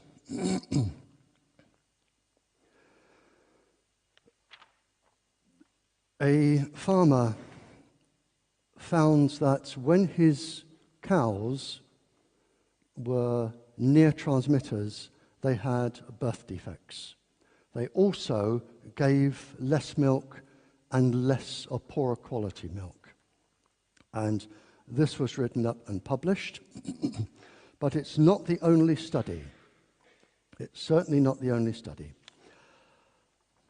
Here, the Bavarian state government found that when you moved cattle away from transmitters, they recovered. When you moved them back, they became ill again, as did the universities of Hanover and the German Army University, Veterinary University in Munich. Now, they've all found that cattle suffer, and the gentleman who came to speak to me earlier here may be interested. The cause is believed to be the cattle standing on wet ground and having ground currents. And it's an immensely complex topic, and he may want to consider that. But when you think of it, cows, they eat grass and they say moo, and that's it. They do not sit in circles reading Scientific American and arguing over the finer points of milk yield. They have no way of knowing whether they're in danger or not. So that is really a blind study. Another study has been carried out on whales and published, and it's been in the paper, where waves, all sorts of waves, are used in the oceans, underneath the oceans, for submarine warfare and all sorts of complicated things. And the navigation system of whales, porpoises, dolphins, mammals each, like us, will suffer. And they are being beached. And I rang the minister, our fisheries minister, to complain about this. And I will never forget his words. He said to me, "It's their fault for being in that part of the ocean." Now, that's the level of intelligence we have running England. A professor of radiation, possibly the cleverest man in England, or the UK even, Bristol University, Professor Dennis Henschel, Radiology Department, physicist. He has published a list, or he has quoted a list here of around 8,000 papers, 8,000, concerning low-level microwaves and defects in animals, from animal navigation to magnetic absorption in plants to the resonance in animals, around 8,000 papers, and not one is being listened to. Now, a paper, or in fact, three papers have been published over the last few years concerning the communications industry. And it concerns the carbon dioxide emissions being released into the atmosphere. If you think about it, we now have millions of cell phone towers and baby towers. There are billions, literally billions, I think something like 6 billion, I could be wrong, but it's an enormous amount of people with cell phones in the world. And then you have all your iPads and iPods and all these computer things. They all have batteries, and all the batteries need charging. And the whole system needs an electricity supply. And that produces carbon dioxide. And here, when this paper was written in 2009, it was more carbon dioxide from the industry into the atmosphere than all of the aeroplanes in the world. So year for year, the industry is now the biggest polluter on the planet with carbon dioxide. And there is another paper. Now, you may not or may believe in global warming. I can see arguments for both sides. But there is one thing which we do know. If you have carbon dioxide in the atmosphere and it mixes with water vapor has hydrogen, has a hydrogen molecule there. The hydrogen will join with the carbon dioxide and make carbonic acid. And the carbonic acid will come down as acid rain. And that is now causing the world a problem. An article published about the state of the oceans. It is a very, very thin line between what can survive in the oceans and what can't when you change the acidity of the water. A very, very delicate thin line. And it may interest the people causing this to know that most of our oxygen on this planet does not come from trees, it comes from the plankton in the oceans. And it says here, carbon dioxide emissions are making the oceans more acidic, imperiling the growth and reproductive species of plankton to squid. If we're not careful, we are going to destroy ourselves. The pollinating insects and I'm going to come to this in a few pages' time. If we destroy the pollinating insects annually, if the cost of food does not go up, if we destroy the pollinating insects annually, it will cost this planet $0.4 trillion in lost production. And that has to be made up. And that will be made up by a rise in the cost of living. $0.4 trillion. And this is the Times producing this. Not a scientist sitting down with nothing to do on a wet Saturday afternoon. It's the Times. The total cost of the environment, the whole environment, to the world, if we go as far as to ruin it, I think I did have, here it is. The total cost of the entire environment, if we use it, is 33 trillion a year.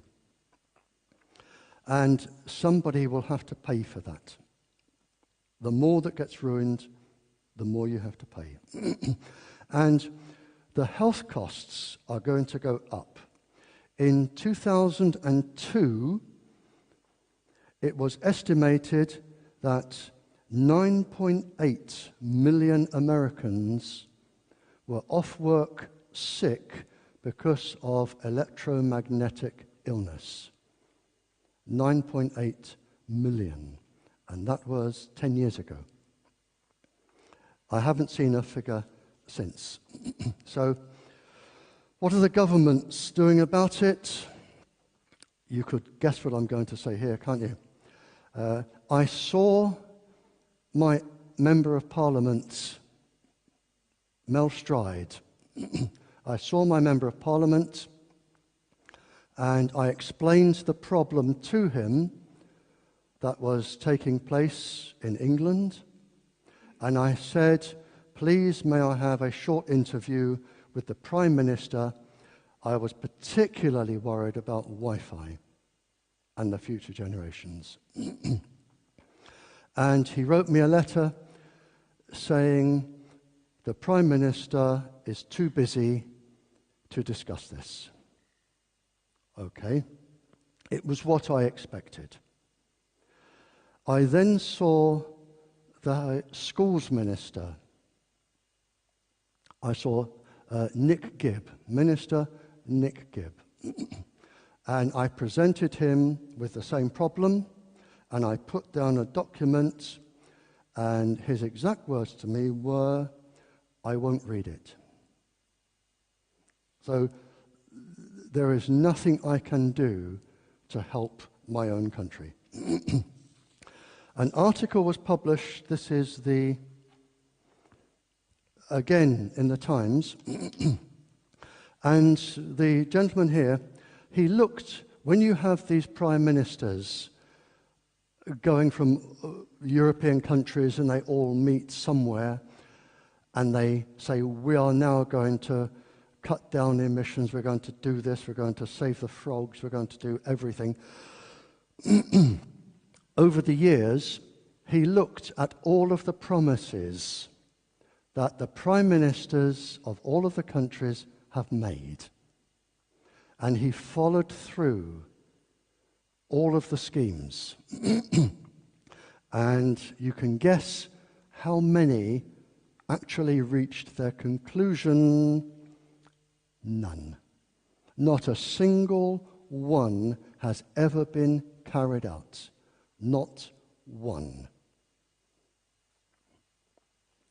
And finally, and then I'm going to take questions and criticisms. I'm not boasting here because I can assure you the last thing I really want is to be famous or even well known. Being honest, I would much sooner my telephone didn't ever ring.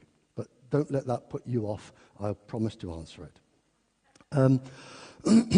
I have probably sat down around the world, and I've been right to Australia and back, zigzagging countries.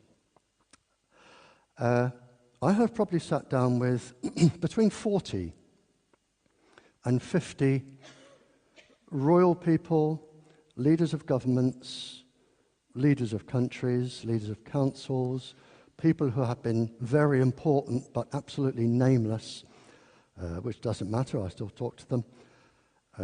And I wish I were the person that had been clever enough to think this up, but I wasn't. I found that when I was sitting down talking to them, the same story started to repeat itself, sometimes with more pieces, sometimes with less. And one king summed it up beautifully. We were sitting down, having a meal, and he just leaned forward on the table and he said, I can tell you what's happening, Barrie. He said, I am losing the viability of my country. And when I said to you, there are two things I would like to try and do whilst I'm in Denmark. One is protect your future generations from genetic damage, which I've explained thoroughly. The other, I want to see if you can maintain the viability of your country, because it is at risk. And these are long-term things, and I'm not doing this because if you succeed, I'm going to be famous, because I will be dead long before any of these happen. But the king, we had a very serious and a very long talk. And he is much more clever than I believe he is Oxford or Cambridge educated with a law degree. And he said, and others have told me this, I'm really summarizing everything up now. What happens is, the industry comes along. They offer vast incentives to various people who are going to sign contracts and governments, and they get the contract signed. Usually, if they can, for lots and lots of microwave power to go all over the country unrestricted, including Wi-Fi.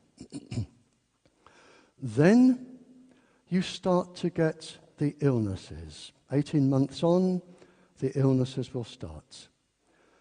That can, and there are various figures, and you can take it more or less, but I think the best paper I've seen written on this for estimates is by Dr. Andrew Goldsmith. It could be as much as 40% on your health bill. Now, if you think the millions and millions and millions of people who are going to be ill, as I've already read out, they all need drugs. Some need operations. Then you have your genetically deformed children.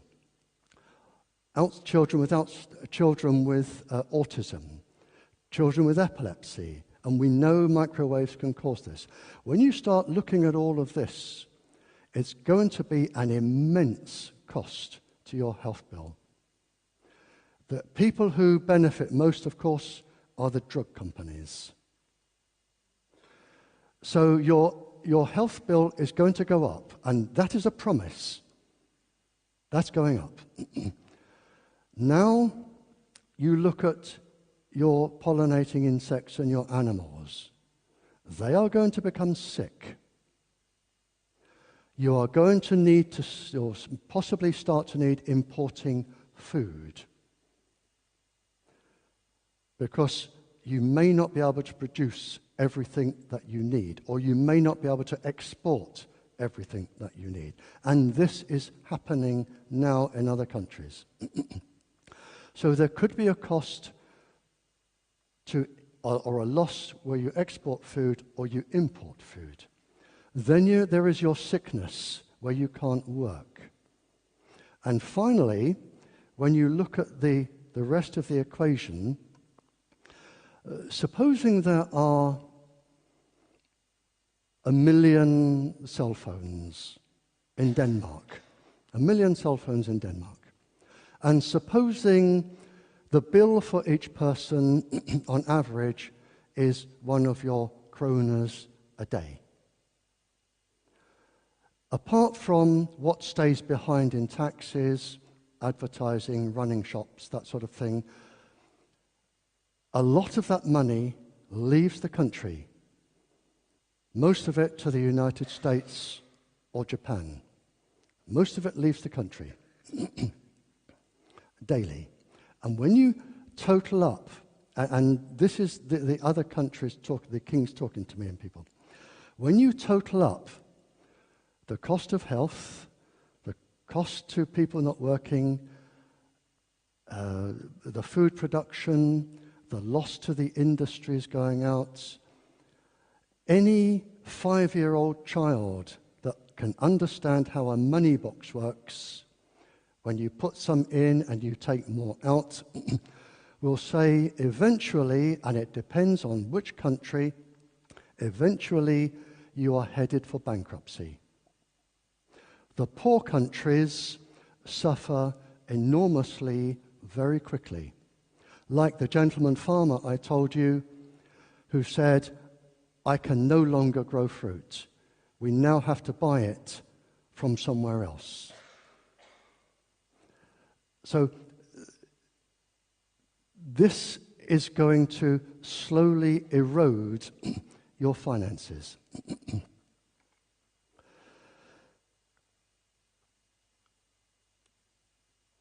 The interesting thing that came after this was what people have told me. They said, when we find we need drugs we can't afford, food we can't afford, and to pay workers, the first thing that happens is the very countries who are causing the problem are the first countries to come in with aid. And there is a cost to the aid. And the cost to the aid is either mining rights, immigration rights, land for military bases. There is a cost. And this is why the king said to me, he said, and I think he used the term 50 years, or maybe it stuck in my brain, I don't know, but he said, I am going to lose the viability of my country unless I can act. He says, but I am locked in government contracts and I don't have the power to change them. And that is a problem which you could have here. I don't know how wealthy you are, but maybe there are economists here and people that can look into it, but it could happen here. And you could lose the viability of your country. And in one country, where I was, again a gentleman came up to me and he said, you see that land over there, Barry? And I said, yep. And he said, that used to be my farm. He said, I used that farm to feed my family. He said, that was my life. He said, and then all of a sudden,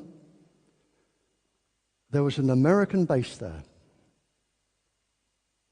He said, and I was cycling to my farm one day, and there's a man with a gun. And he said, turn round and go back. And I explained, that is my farm, I have to feed my family, and I need to go to work. And the American Army personnel chap said, if you go past me, I have every right to shoot you, and I will. This is American land. You will not pass me. And he said, all I could do was turn around and go home and then wonder what I could do. And this is now happening. And I am suggesting, I don't know, I'm not a fortune teller, and I don't know much about your country, but it could happen, and it needs to be monitored, and it needs to be looked out for. And it is one of the reasons why I would like to talk to your Queen. It's not the reason that the King gave me. He wants to talk to her about something different, but it is something that you need to look out for. So the two things I really wanted to get across: you are really, really endangering the future generations of your Danish children, really. And secondly, unless somebody clever monitors this and can talk to somebody in power, you could lose the viability of your country in future years. Thank you. Thank you. Thank you. Right. I'll give my address before I forget. If anyone has a pen, I will give my home address and home telephone number, if anybody wants it. You need to, a lot of the papers I've had published or written are on the internet, but you need to be able to spell my name correctly. It is Barrie with an I-E, B-A-R-R-I-E,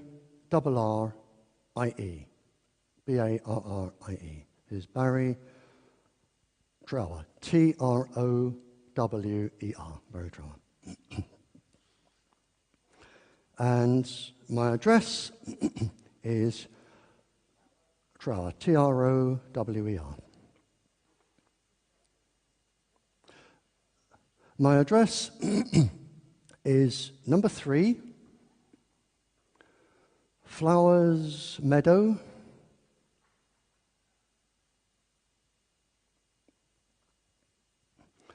Liverton, that's L-I-V-E-R-T-O-N, Devon, D-E-V-O-N,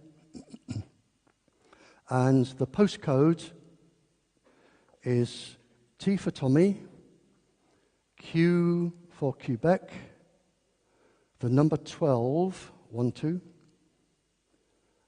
the number 6, U for uniform, P for Papa. TQ12, 6 UP, like the drink 7-Up, only 6-Up. My telephone number from here is 0044 1626 821 014. 014. Yeah, 821 014. I always answer letters within 24 hours, even if I sit up all night, because I can't afford to leave them over. I leave phone calls until after I've done my letters, and usually if I'm away, obviously like now, there'll be a stack of messages. I do have an answer phone, and if you leave a message, I will promise to get back to you. But I don't run away, and I will be answering questions tomorrow around the back there. You can talk to me as long as you like about anything you like. Anyone from the Secret Service wants to talk to me, or the police, or anybody about schools or anything at all, I'll happily take the questions confidentially with anybody. Or you can write to me, or you can telephone me, or I'll take them now. We have sort of 20 minutes. I'll take them now.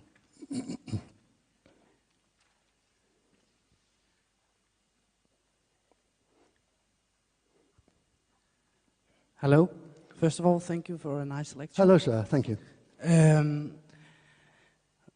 Usually in power politics, there's a smaller group of people exercising their power over a larger group of people exercising their power over a smaller group of people. And there's like a clear distinction between who's being affected by the power. What seems to be confusing in this matter is that the one exercising the power is also being affected by their own power. I mean, there are so many transmitters all over the place.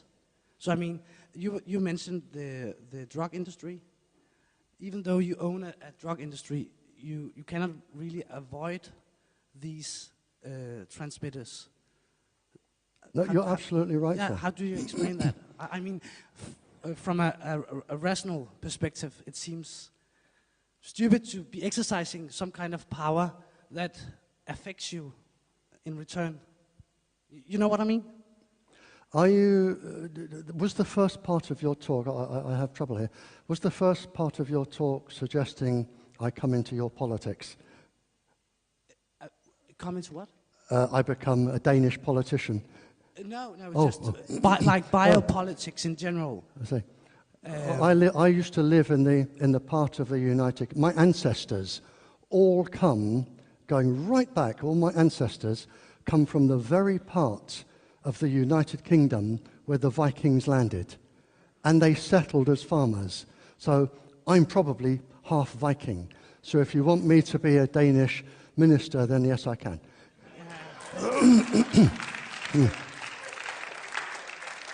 But did you say there was a small percentage of people making decisions for the whole country? Yes, but I was talking more like in a global way, that everyone is affected by this. Everyone is affected by Everyone this. is affected, even those making the decisions. Yep, you're right, sir. So, that just seems like a paradox. The problem I find is that I've been to one country, and a professor actually said this publicly, so I can say it. I'm talking about Malta. For Malta, just one person made the decision to have transmitters everywhere for the whole country without even talking to another single person. One person. Now, the question is, you have a small group of people who seem to make decisions that affect not only them, but the rest of the country. We do in England.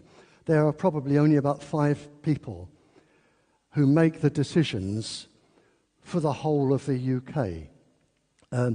And why these people do it, I don't know. In England, maybe they're expecting a knighthood, maybe they get a nice big job and a Rolls Royce and a big house, and they think, this is worth it for my life. Maybe they are so selfish that But I mean, their kids are still going to a school where there's Wi-Fi. Those people, which perhaps are going to get knighted or... The only other reason, unless they're so selfish that they think, I'm going to take all of this and they can suffer, is it's what I call intentional ignorance. They are deliberately ignorant. Like when I gave the minister my document and he said, I won't read it. Maybe they are scared to read these things because if they do, they know they will have to act. If you write to them, they won't reply.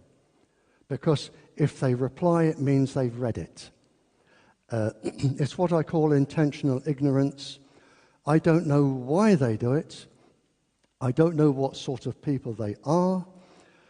My vocabulary can't even think of a word to describe them. I can't even think of anything to describe that sort of person that will let his own countrymen and women and children suffer for that reason. And say with Wi-Fi in schools. I can't even think of a word that describes them.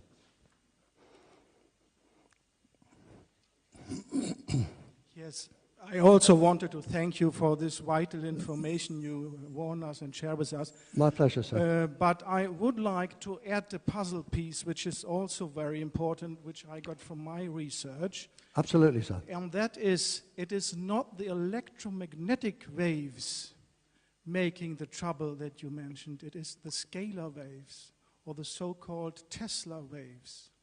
Are you talking about the pulse system? The cell phone technology. Because a cell phone is using electromagnetic waves to transport the information.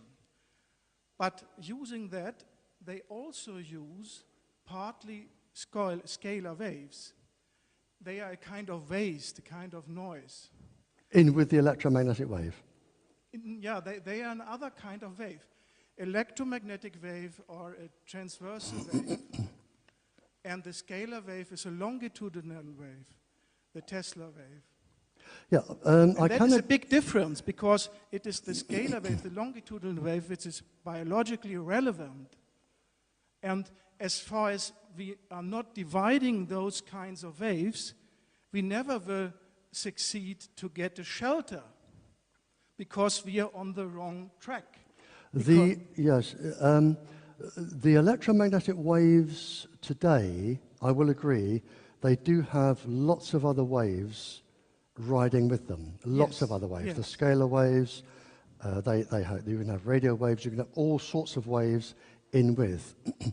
But I will have to disagree with you, sir, and we will have to have a friendly disagreement here. The original microwave weapons used on the US Embassy from Moscow were low-level microwaves only, which caused the illnesses. And the microwave weapons were microwaves. I will agree that you have the other waves in, and they are, or they can be, as dangerous and more dangerous. And I would agree with you that each of them on its own can be dangerous. Yes, I agree that in Moscow they used microwaves, the usual waves. But now the next point is coming. There is already technology to make cell phones with scalar waves not being a damage. You're right. Yep, I will agree. Yes, and then you have the advantage. There is no cancer caused and things like that. And you don't need batteries in those cell phones because the energy is coming through the scalar wave, and you can't eavesdrop the scalar waves because they go peer-to-peer.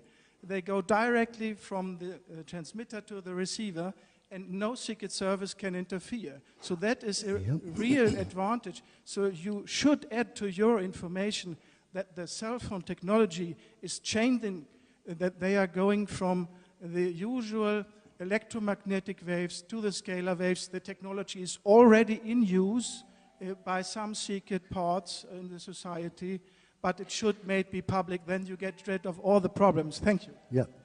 I will agree with you, sir. There is a way of making them safe. I will agree with you, and there are, to my knowledge, at least 2 different ways of making them safe. But at the moment, at this point in time, Wi-Fi and the cell phones are not safe. When they bring them in, I will agree, but there are ways of making them safe. I will agree that. Barry. Hey. Oh, sorry. Sorry, hey, great to see you. Of course, I've just realised that although I've heard you speak at numerous events before, we actually live about 3 miles from each other, I think. So. Bit ironic. I'm in Newton Abbot. Oh, you could have given me a lift. I probably could have. Well, no, I came the long way round. I came the scenic route. Anyway, hey, listen, excellent presentation, of course, as always. And you did an excellent job of explaining what's going on with Wi-Fi in the schools. Can you share your thoughts with us, though, on the global agenda for smart meters? Because, of course, the issue here is that with schools, at least you have the option of keeping your under 3, 4, 5, whatever, away from Wi-Fi. But with smart meters, the agenda being to put a smart meter into every house. Smart meters, they vary from...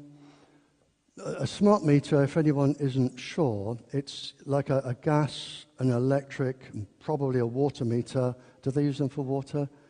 That will transmit microwaves.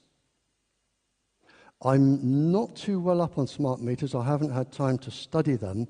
And if you know more, would you please tell people?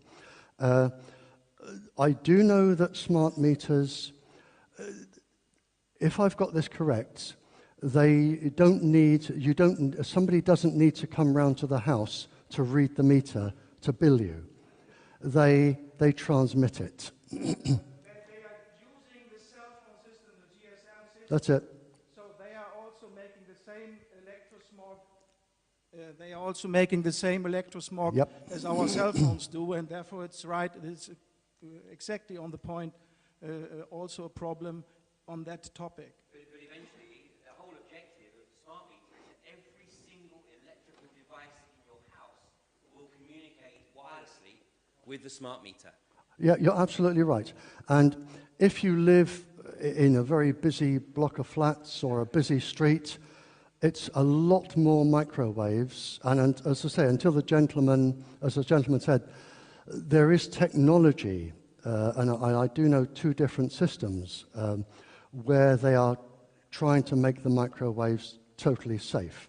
But at the moment, it isn't. And I know it is coming in and I know it's being tested, but at the moment, with your girls in school and Wi-Fi, that is what I'm arguing about today.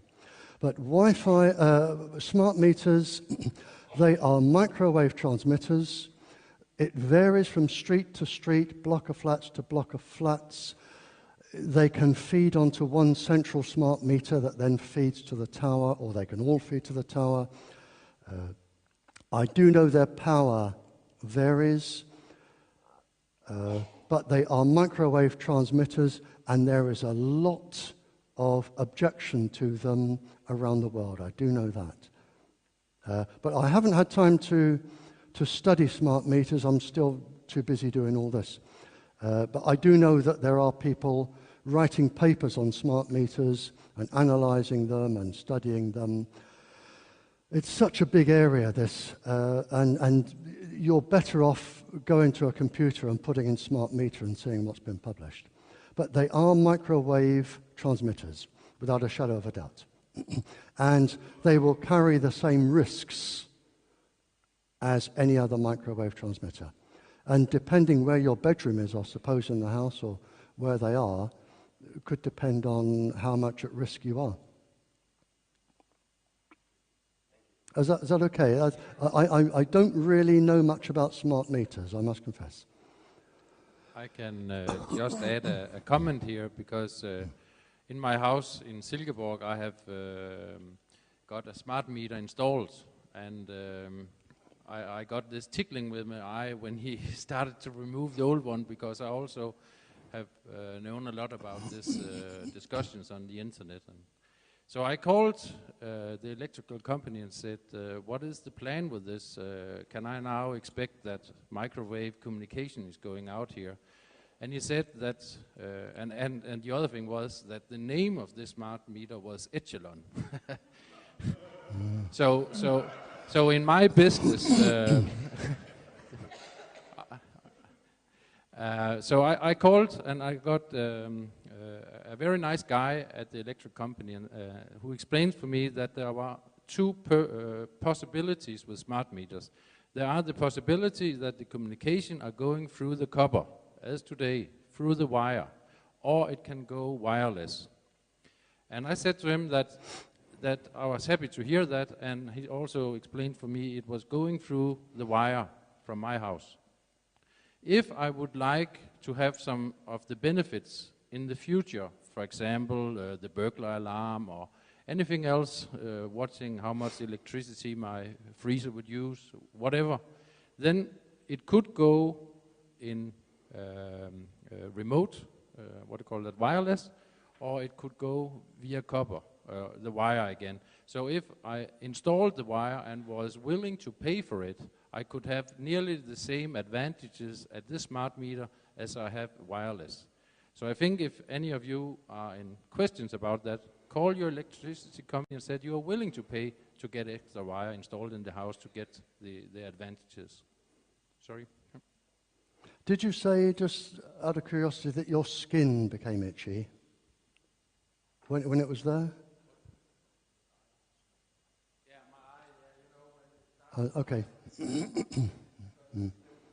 Yeah. I suppose if you have a smart meter, and I'm just guessing here, if you have a smart meter in a cupboard, you could line the cupboards. Do they actually go into the house and read things? Yeah. Oh, you couldn't line the cupboard then, no. That wouldn't work. Yeah. The microwaves go through the house to read electrical things. Yeah. But I mean, the ultimate plan is smart grid. It's literally global. Right. So if you have a child's cot and the child has a warming blanket and maybe one of these electrical things that goes around, it will send a beam to the child's cot, read the electricity being used, and bring it back.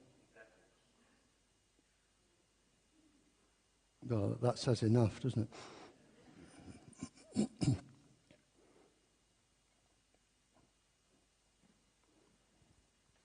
We have just a few more minutes. There was a gentleman asking earlier, about if you remove about listening in on people. If you remove the battery from the That's cell right, phone, yeah. if that would make any difference, could they still listen in even without the battery? I have read articles by universities and electricians who have left the communications industry. Now, if you take, the gentleman's right, if you take the battery out, technically it will not work. And they cannot use it to listen in or do anything, if you take the battery out. If the battery is in and it's turned off, one of the other things they can do, and people don't appreciate this, they can use you as a transmitter. In other words, if there is a person making a call over there, and the cell phone tower is over there, slightly out of range, it is possible with some sets for the person's call, without your knowledge, to come into your phone, be boosted, and forwarded to the transmitter. Then the transmitter will reply, and it will go back, and it is using your battery. People don't realize that. So if some people, if they think, I'm going to turn my cell phone off because I don't want the microwaves, it can still be used as a transmitter. And what I say is, by all means, I'm not saying that they're a bad invention. I think if you break down on a lonely road or you're in a life and death situation, it is a brilliant thing to have. And the industry can be made safe. As the gentleman said, there are ways of changing the waves to make them safe.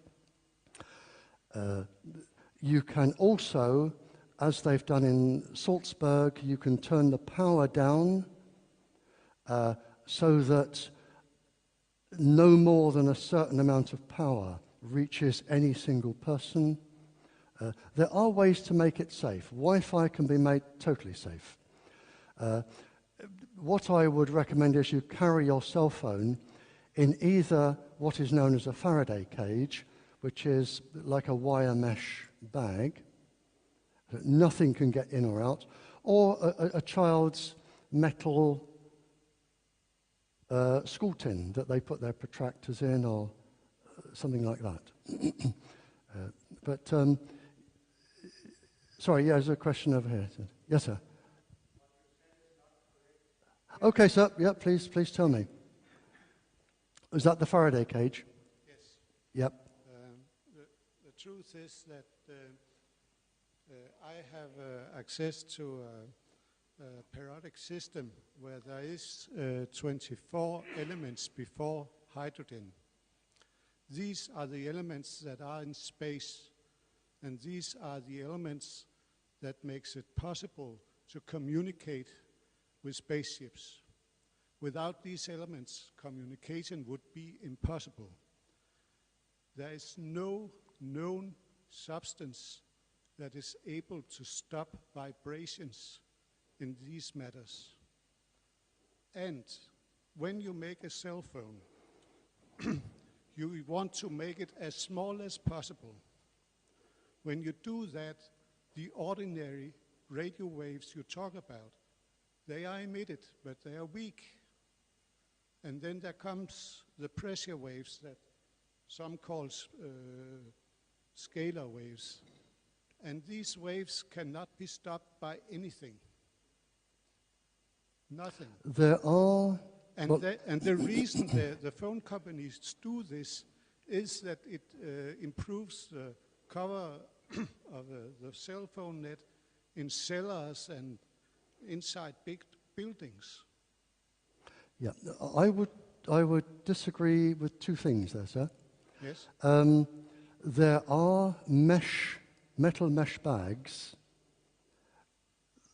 which I have seen, which can stop the transmissions going in and out. Yes, they can stop ordinary radio waves, but they cannot stop the other waves. Yes, there is Okay. a very famous experiment. If you put a cell phone in a microwave oven, microwave oven is a Faraday cage. It is meant to be. And no electromagnetic radiation is able to pass through. But if you put your cell phone in the microwave oven and let somebody from the audience make a call, it will give the signal, and you see the light, it's getting through because the scalar waves are getting through. That's the point. And we know that because we are very strongly engaged in mind control. And I'm living in Stockholm, in Sweden, and when I started for my internet TV channel, White TV, to pinpoint and focus on mind control, I got a hint from the Swedish Secret Service. And they said, hey boy, they are using scalar waves. And that's why the targeted individuals, the victims from mind control, never get a shelter in a Faraday cage. Because one of the first steps those poor people do, they go into a Faraday cage, and nothing is better because it's the scalar waves coming through. Yeah, I've already agreed with you, sir, that you can have other waves in microwaves which will go through. Yes. I've already agreed. And therefore, you can't put your cell phone in a Faraday cage, even if it is small and have it on the body. That is not giving a total shelter, only in relation to the electromagnetic waves. But that are not those making the big trouble. One question from me. If you make a flight mode on the cell phone, is this really safe, or can they eavesdrop even on the flight mode? I'm sorry, I didn't understand the question. Okay. In the cell phones, you have a possibility when you are in the airplane to switch on the so-called flight mode. Oh, yeah, yeah. And then you can play with it and do anything, but the radiation is stopped. My question is, can they eavesdrop on you even if you have the flight mode on? In an aeroplane, if you have flight mode on, can you be eavesdropped? Not on the aeroplane. You make the flight mode downstairs here. I don't know the power of flight mode, I'm sorry.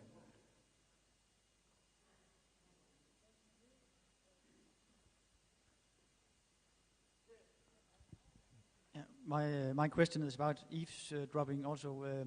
You mentioned this guy sweeping the floor and doing the dishes and... Oh, the spies. Sorry, we're back to spies. Yep. Yeah, and you said he was the man that agencies and governments was most interested in, and that really woke my curiosity, because why is that? If you look, there's a lot of rubbish written about secret agents. James Bond, which is of course very fictitious, is military intelligence. James Bond is not a secret agent, and he's not a spy. He is military intelligence. A spy, as in the Cold War, when I was talking to them, a spy is somebody who has been trained in a country for around 5 years and smuggled in to another country, usually the United States or England, and their sole purpose is to find people who can be blackmailed. If you're not an intelligence agent and not a spy, and if you're an intelligence officer, if you're not an intelligence officer and you're not a spy, I was an agent. I don't like the term secret agent because people think of James Bond, and I wasn't James Bond. I was an agent. An agent is a gatherer of information which is secret. And that is much different to a spy. Now, with the spies, they will come in, usually in the Cold War during the Cuban Missile Crisis, when we were nearly at war. You would have as many as one a day coming into a country. And the job of the spy was, first of all, to you need work permits, you need a birth certificate, you need identity. And a spy that already has these would focus on people with ordinary jobs. And the best person to focus on, or the best person to, if you could become a spy, the best job you could get would be the cleaner of an office block. Because if you're the cleaner, you have keys. And if you have keys, you can get into filing cabinets or rooms. If you get into a room to clean it, somebody else from that country can always give you a key that will open a few drawers. But the main purpose of the spy is to find somebody who can be blackmailed. Now, there are a lot of people who do a lot of things they would not like on the front page of the Sunday newspaper. It may be that you gamble. It may be that you have a mistress or a lover. It may be you look at pornography, or child pornography. It may be whatever. But they are expert in going through rubbish, looking at telephones, studying people. They've studied for 5 years to find out who has a weakness.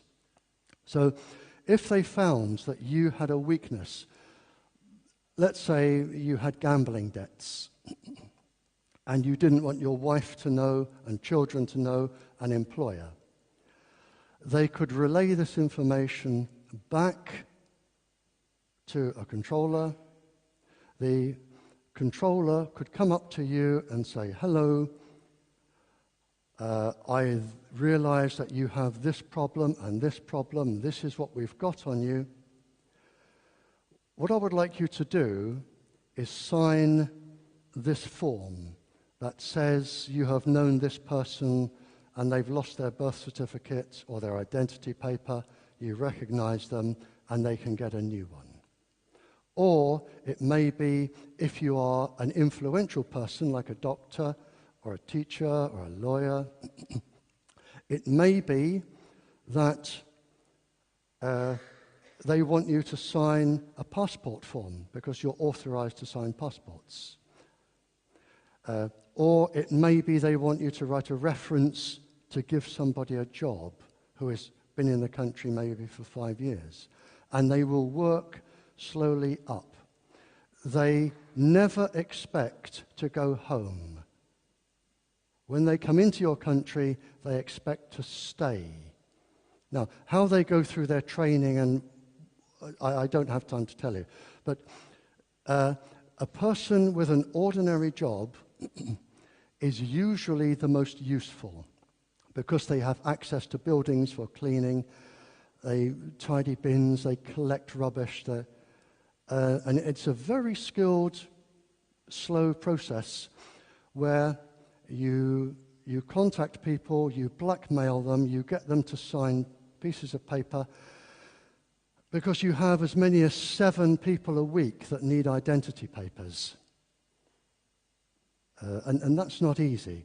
And in the United States and in England, during the Cold War, there were thousands of spies, thousands.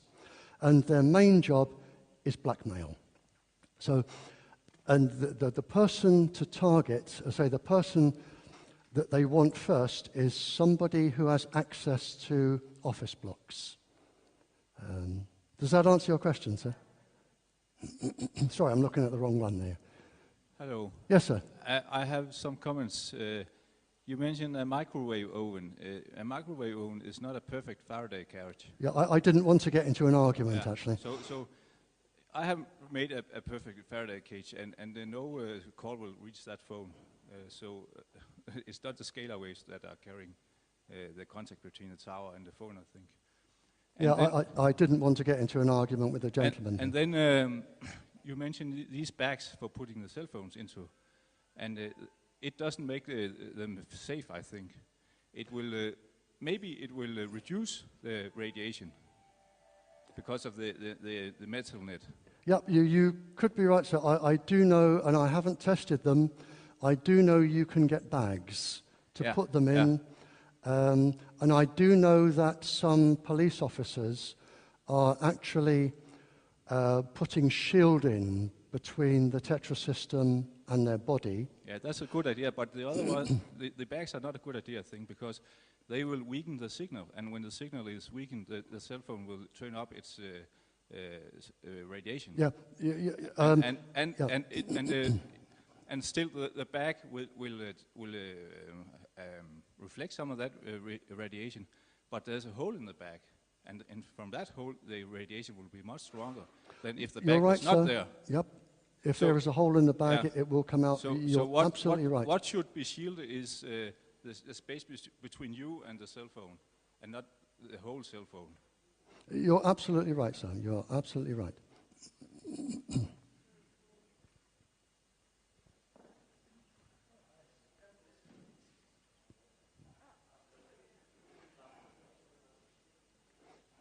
Hello. Thank you very much for this wonderful information. It's my pleasure. Thank you. Thank you. I would just like to, please, I would like to ask you to explain these waves which we have in the brain.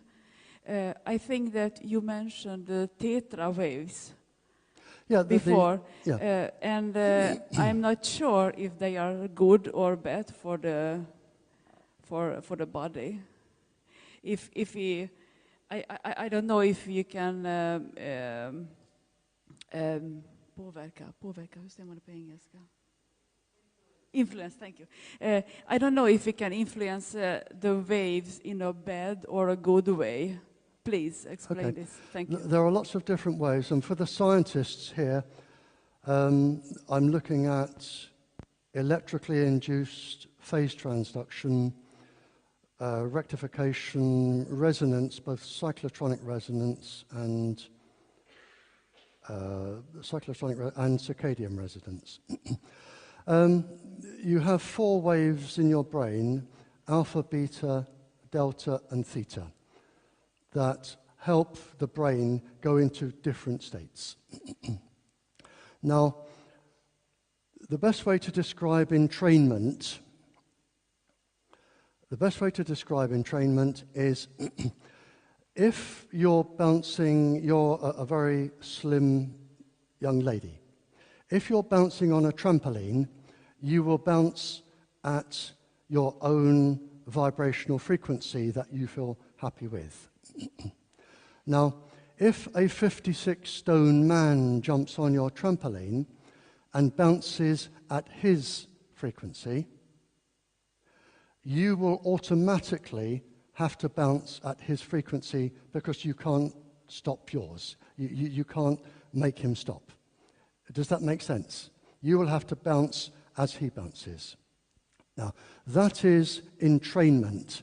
The microwaves with the pulse frequencies, depending whatever's coming into your brain, and I agree with the gentleman, the tetra waves, the telstar waves, what's coming into the brain can act like that. It's called entrainment.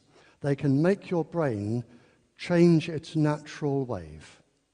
Now, when this 56-stone man jumps off of the trampoline, you will keep bouncing at his frequency until you can get yours back. And it has been published in a British medical paper that just a 2-minute cell phone call from a child can entrain the child's brain for 2 hours. It doesn't mean that a 5-minute call will do 5 hours or 10 minutes, 10 hours. A 2-minute call can entrain the brain for 2 hours. And in that time, the child's brain cannot function properly. Depending on where the waves are, what the waves are doing, will depend on the behavior that the child exhibits. It has been known and it has been measured that in severe cases, long-term potentiation can take up to 6 weeks before the body can come back to its normal state. Now you have, as I said earlier, other vibrational frequencies in the body. Lots of organs vibrate. There are lots of different pulse frequencies, modulation frequencies, lots of different waves, piggybacking on waves. They are enormous complex systems now, where you have waves coming into the body.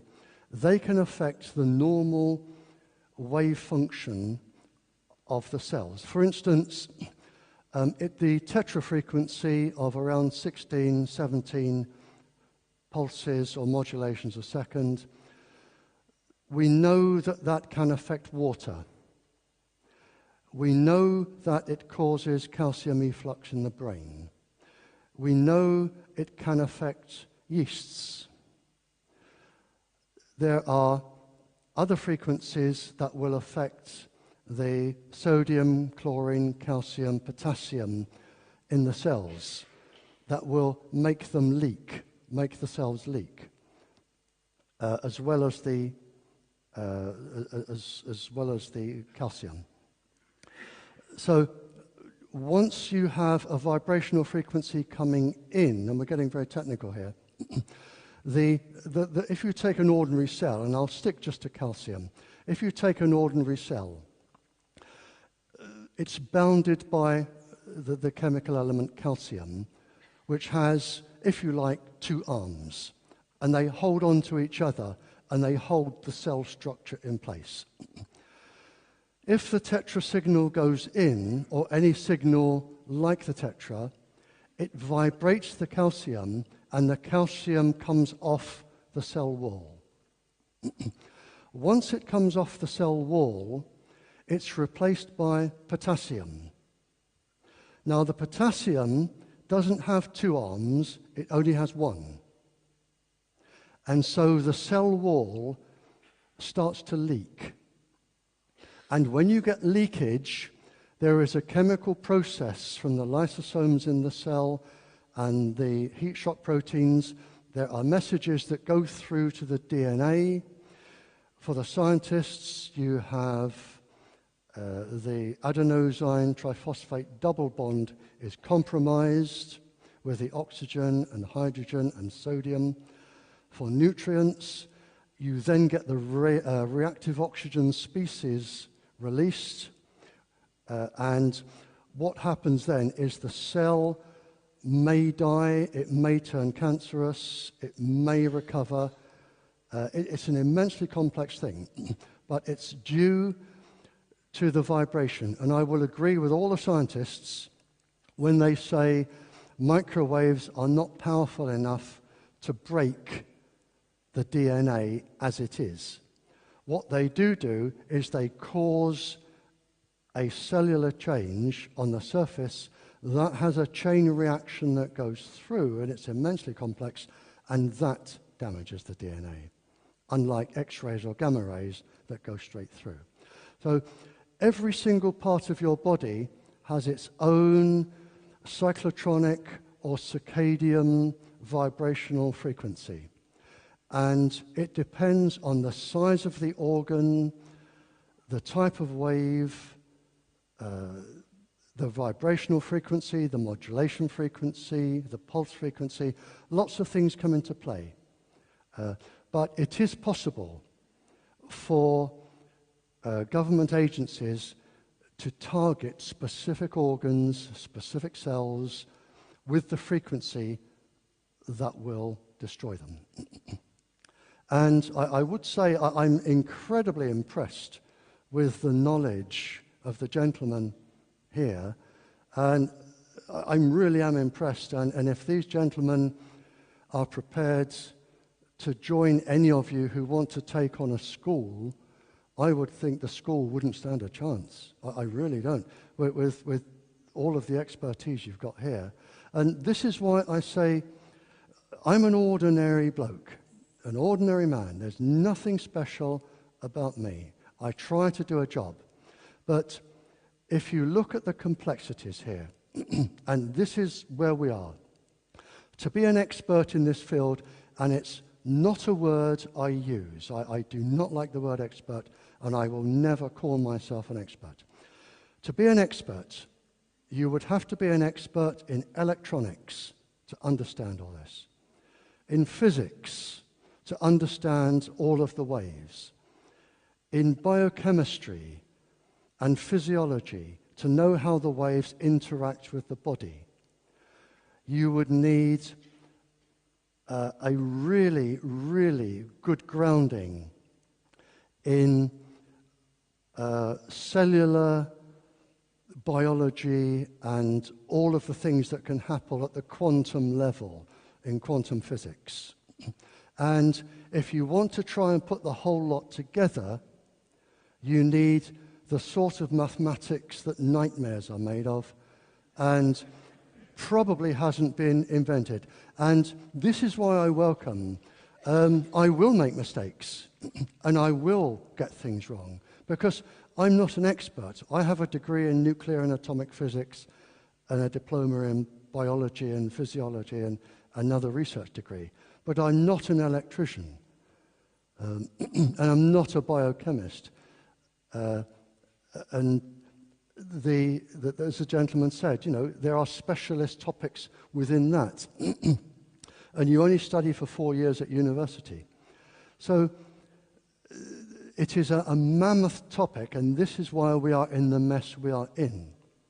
And if these gentlemen, the ones that came up earlier, and the gentlemen that have been correcting me, and thank you very much, I like to be corrected because if I give another talk, I can improve and I can grow up.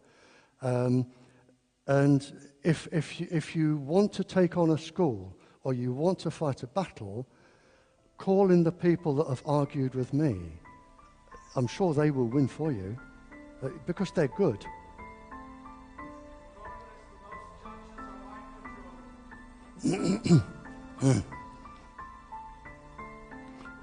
Okay, sir? Thank you. Thank you.